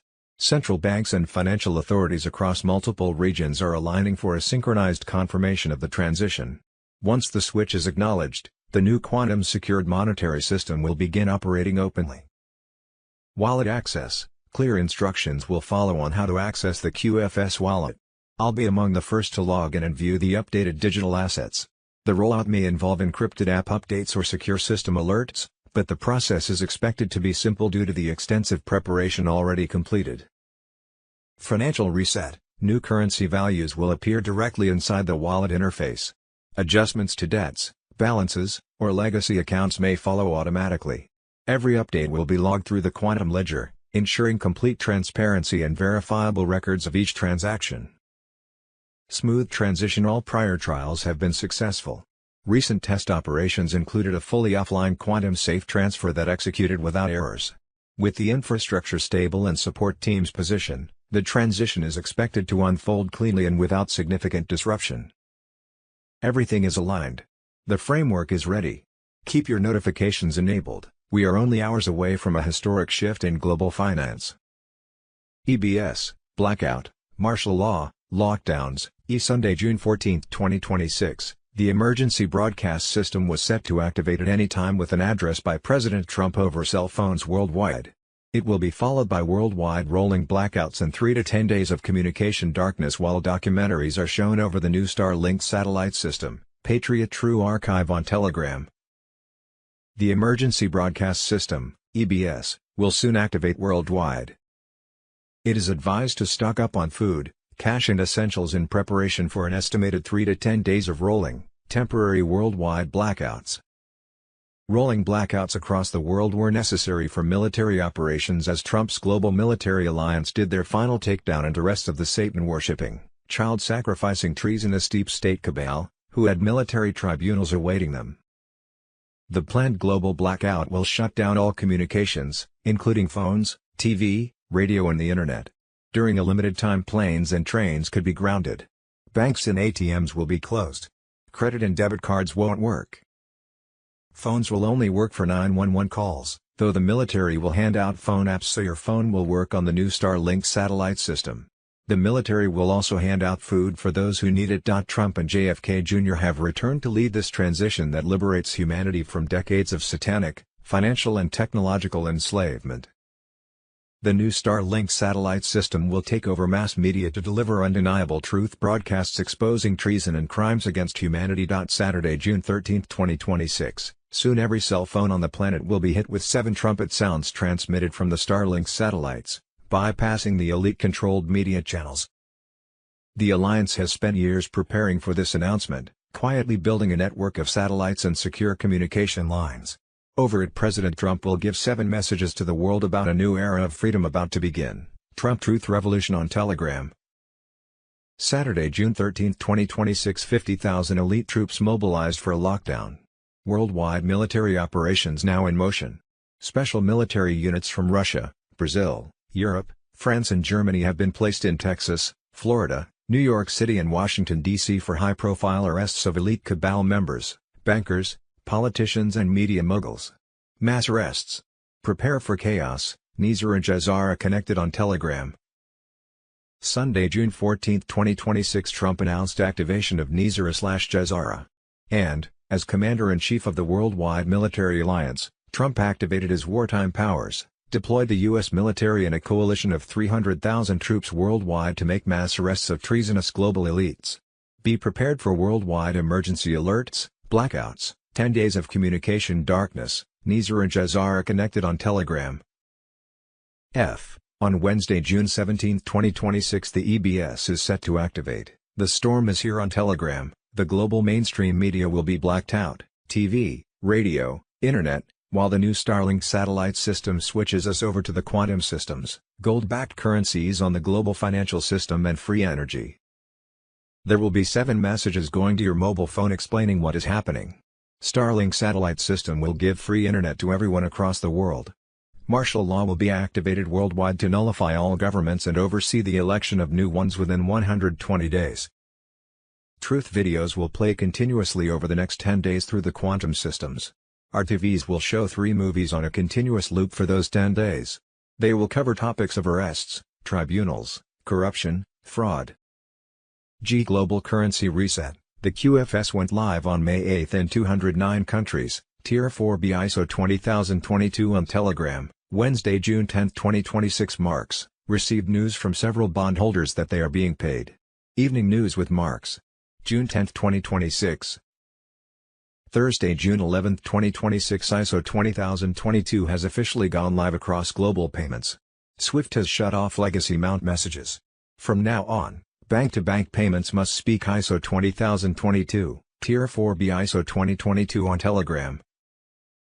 Thursday, June 11, 2026. Bruce, the big call. Redemption Center leaders go in Saturday, 13th of June, believing that Tier 4B, us, the Internet Group, will be notified Saturday 13th of June or Monday 15th of June. Other military sources say notification will come out Sun, 14th of June. One source said next week will be party time. We have been held up by the UK being unwilling to get off of the old SWIFT system. That has been settled as of today, Thursday 11th of June. On Sunday, June 13, 2026, some announcement will be made. Sunday is also Flag Day and President Trump's birthday. Sunday 14th of June. Tonight expect the unexpected. Turn on notifications. Be ready. Tier 4B ISO 20022 on Telegram. Saturday 13th of June. Tier 4B notifications started 72 hours ago. Redemption centers were established in 12 states. Stacked 800 numbers were waiting for one sign: Trump walking into Fort Knox on camera and opening the 20-ton door. When he opens it, the EBS fires. The EBS fires, locking the QFS. When the QFS locks your debt disappears. When your debt is gone, you are liberated. Each sovereign citizen is issued a quantum wallet that is preloaded with their birthright value, which is derived from your birth certificate bond, your lifetime tax contributions and the interest stolen from you since 1971. Running. Article 21 of Jazara, Debt Nullification. The algorithm is computing every mortgage, every student loan, every credit card charge with unlawful compound interest. $100,000, $450,000 to the average American. That number is being encoded into your QFS ledger as we speak. Trump sat with Cheryl Atkinson and said, "I want to go to Fort Knox. I want to see if there's gold in there." Then he said, "They steal a lot." He wasn't guessing. He was telling you that. The audit is complete. Results are classified. What they discovered changes everything. 147.3 ounces, that is what is supposed to be there. Real value at $4,700 an ounce, $692 billion. But the audit team that came in on March 14 under Executive Order 14,271 found more. Nowhere on any ledger. Gold repatriated from the Vatican Bank. From the Bank of England. Basel. Ref. Knox Audit 2026-0314 Sigma. This is the gold that backs your new currency. The QFS went live on May 8 in 209 countries. Each sovereign citizen is issued a quantum wallet that is preloaded with their birthright value, which is derived from your birth certificate bond, your lifetime tax contributions and the interest stolen from you since 1971. Running. Article 21 of Jazara, Debt Nullification. The algorithm is computing every mortgage, every student loan, every credit card charge with unlawful compound interest. $100,000, $450,000 to the average American. That number is being encoded into your QFS ledger as we speak. Trump said, "I want to see the gold," because he wants you to ask why. The answer: the gold is there, and $43 trillion more, and it is yours. Tier 4B notifications started 72 hours ago. Redemption centers were established in 12 states. Stacked 800 numbers. Waiting for one sign: Trump walking into Fort Knox on camera and opening the 20-ton door. When he opens it, the EBS fires. The EBS fires, locking the QFS. When the QFS locks your debt disappears. When your debt is gone, you are liberated. They kept you a slave for 53 years. Every dollar you owed was a lie. Every interest payment was theft. The guy who said they steal a lot is about to prove it live on television. Sunday, June 14, 2026, after Virginia Giuffre's reported suicide, other Epstein survivors are stepping forward, making it clear to the world that they are not suicidal. Juliette Bryant, who says she was kidnapped by Jeffrey Epstein over 2 decades ago, claims she met Epstein in Africa while he was with Bill Clinton. Bryant also alleges that several Epstein victims have died under suspicious circumstances and believes they are being eliminated one by one over time. According to Bryant, survivors are now living in fear for their lives, as their warnings continue to be ignored by the mainstream media. These witnesses and survivors need to be protected. Jim Caviezel on Telegram. What we think we know as of Monday, June 15, 2026, Saturday, June 13, 2026. Boom. Tulsi Gabbard just lit a fire under Washington. She says more than 120 taxpayer-funded biolabs across 30 countries have been hidden from public scrutiny and claims Americans were repeatedly misled about gain-of-function research. Then she directly called out Anthony Fauci and other officials, accusing them of covering up information and attacking those who asked questions. Not only did they lie, they threatened those who tried to expose the truth. For years Americans were told not to ask questions. Now those questions are getting louder. If Tulsi's allegations are true, this could become one of the biggest scandals in modern government history. Hillary Clinton's email to Pizza and John Podesta confirms the Kenyan administration, Barack Obama plus Hillary Clinton plus Saudi Arabia plus Qatar founded ISIS. Saturday, June 13, 2026. JAG convicts Obama DNI Director James Clapper of treason. JAG convicts Obama DNI Director James Clapper of treason. Saturday, June 13, 2026. Julian Assange. ISIS is funded by Saudi Arabia and Qatar. The White Rabbit on Telegram. This is the most significant email in the whole collection. The government of Saudi and the government of Qatar that has been funding ISIS. Under Hillary Clinton and Clinton emails revealed. The largest ever arms deals in the world was made in Saudi Arabia, more than $80 billion. In fact, during her tenure as Secretary of State, total arms exports from the United States in terms of the dollar value doubled. In other words, during Hillary Clinton's time as Secretary of Bribery, the Obama's State Department approved massive arms sales, particularly to Saudi Arabia. The result was the rise of terrorist groups like ISIS, funded largely by the very people who were bribing. Government fraud. Saturday, June 13, 2026. Barack Obama was using USAID to pretend to send money to a country for aid and instead laundering it to the Cayman Islands. He would then use that money to fund and train renter riots for protests to overthrow governments. White hats on Telegram. Mike Benz on Joe Rogan, a scandal during the Obama USAID era.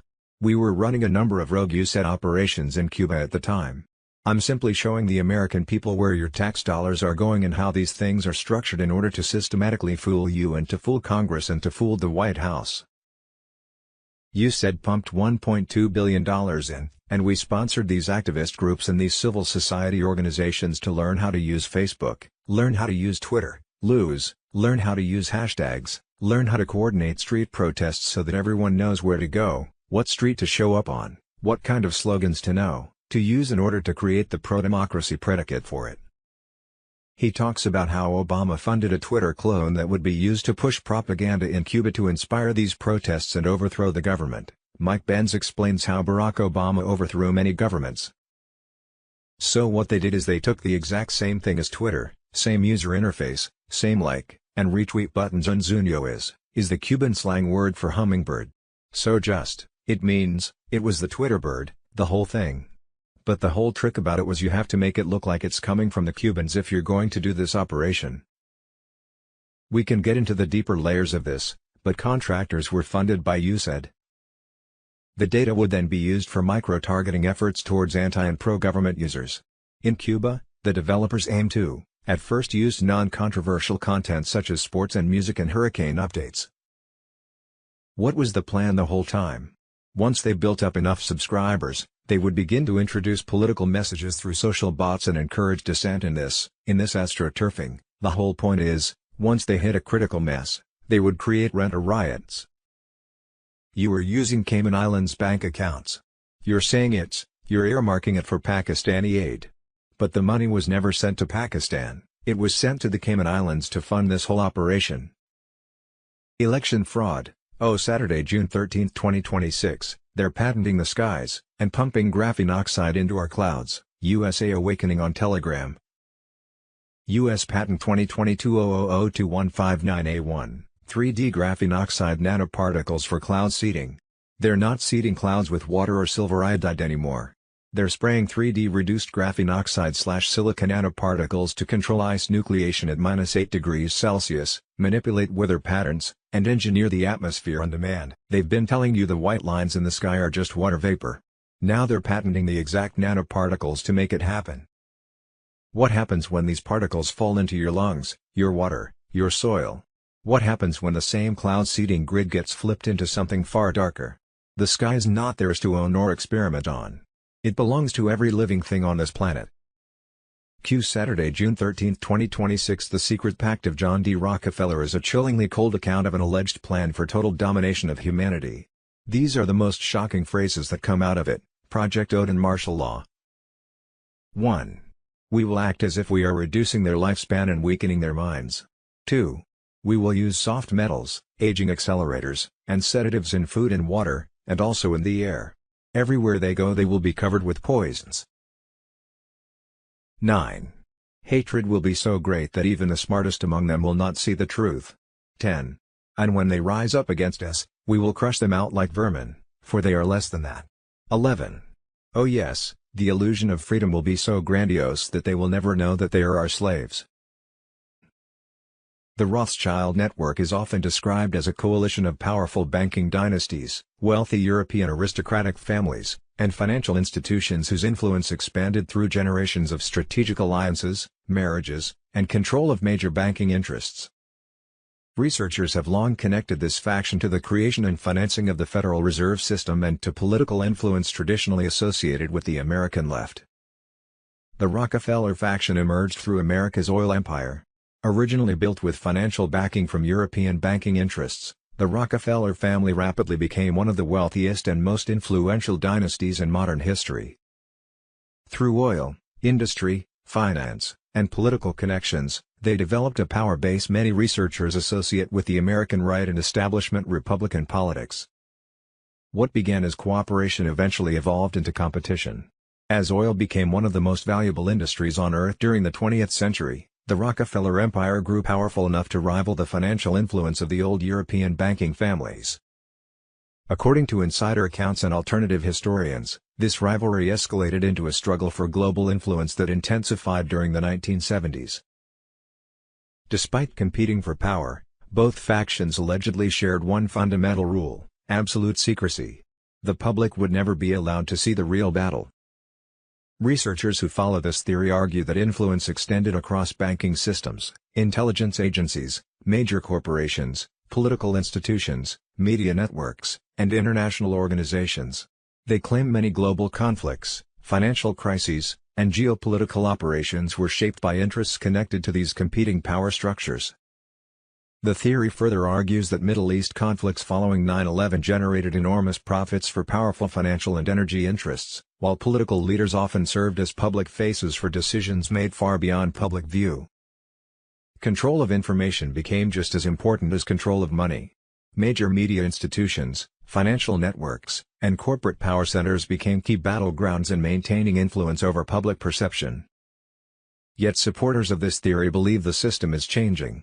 They argue that growing public awareness, independent media, and increasing scrutiny of elite institutions have weakened the influence these dynasties once exercised behind closed doors.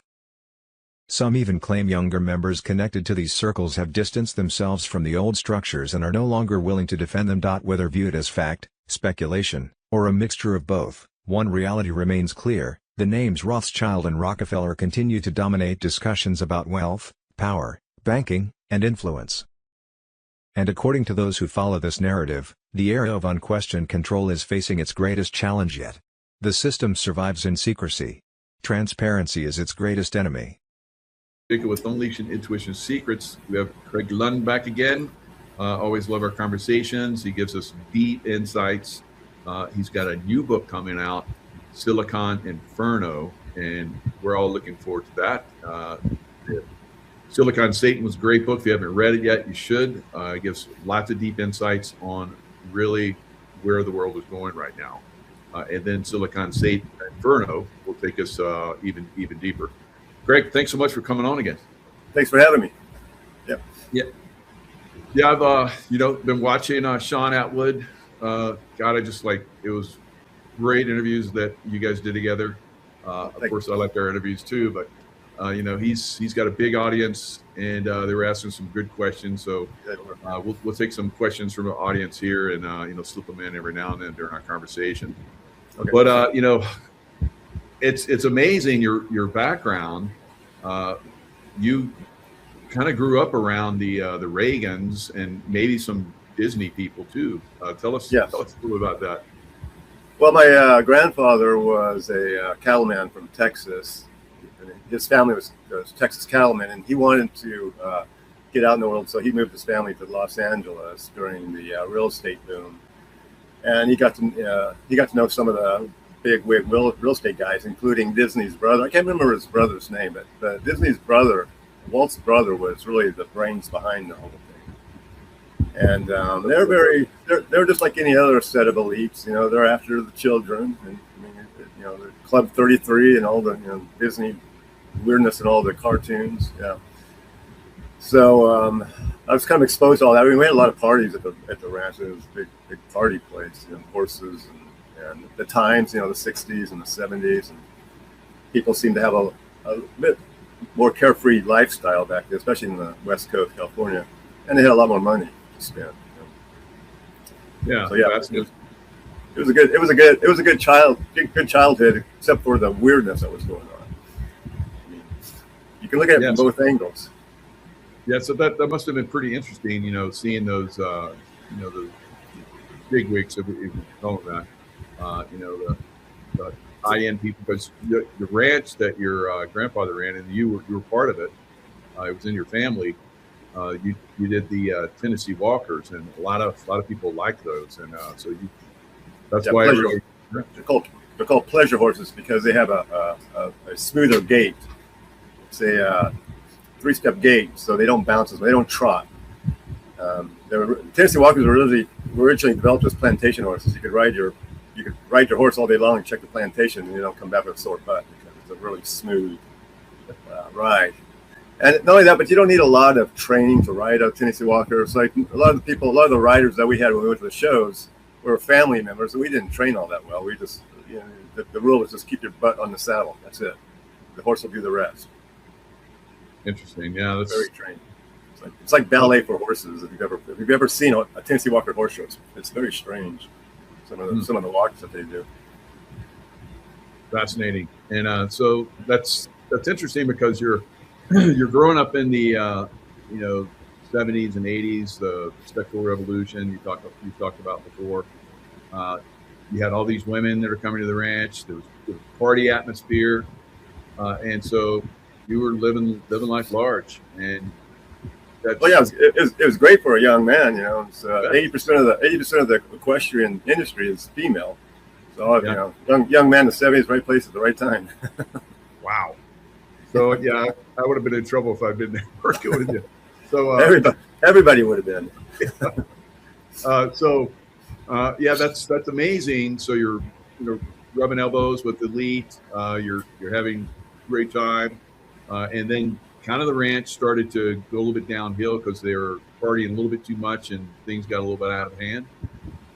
Yeah. So hanging around with all these people in this party atmosphere as a young man, it sort of groomed me to be around these people. I didn't know who they were, and it didn't occur to me until years later, what I was involved in. But it made it a lot easier for me to approach some of the people later on in my life without being intimidated or by their status or their money, because I was kind of used to the whole thing.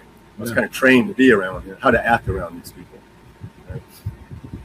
So that's perfect lead into where you started going into Silicon Valley. Now, you had an aptitude for science and high tech and so forth, and you were kind of groomed into going into a college that basically got you a foot in the door.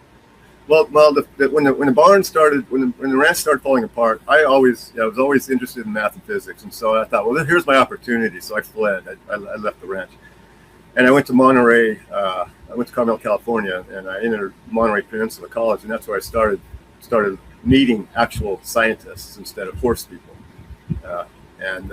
They saw the potential in me and kind of scooped me up. A lot of my professors worked at the Naval Post Academy across the street from NPC, so I got to know them. I'd have beers with them, go to their parties, out there at Pebble Beach, and start meeting people and meeting more people. And so it was really easy for me to get into Silicon Valley at that point because I was basically in even before I graduated from college, because I interned at Diablo Canyon Nuclear Plant and started meeting even more scientists and some of the big wigs. So it was good. I was just at the right place at the right time. I've always said I just forced jumped my way into this. I stumbled into it, really. Yeah, and you're already kind of like you talked about growing up. You're partying, so that kind of led right into once you went into Silicon Valley, because you're in high demand. You're an engineer, software engineer. You're helping solve some problems, and so you get invited to all these crazy parties, and that's where it starts, right? Right. So that's kind of where it starts for anybody who has a good aptitude for the industry.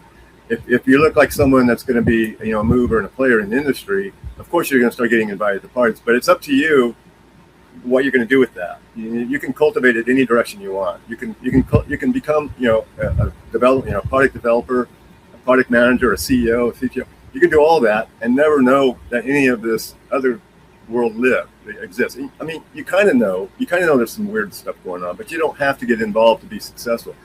If you want to be ultra successful, if you want to be the elites and the billionaires like I did, then there's a chance to cultivate that. You can get there from Silicon Valley. There's a path from Silicon Valley to Elon Musk. Right? Yeah. But it's a crazy path. It's a very, very crazy path, and it explains the world to me. I mean, I understand why the world the way it is because of what? Because of my peculiar perspective based on my extraordinary experiences. Yeah, and I when I look at your background and how you went into that and what you're exposed to, it's almost like Yeshua. It's like you were chosen. And I know you're you're kind of regretful some of the things happened, but a lot of us are regretful some of the things happened to us that we got involved in. But we're exposing all of this, and I think that's very. It's a time in humanity's consciousness where this really needs to be exposed, because the Luciferians are running the world right now. We got to break free from it.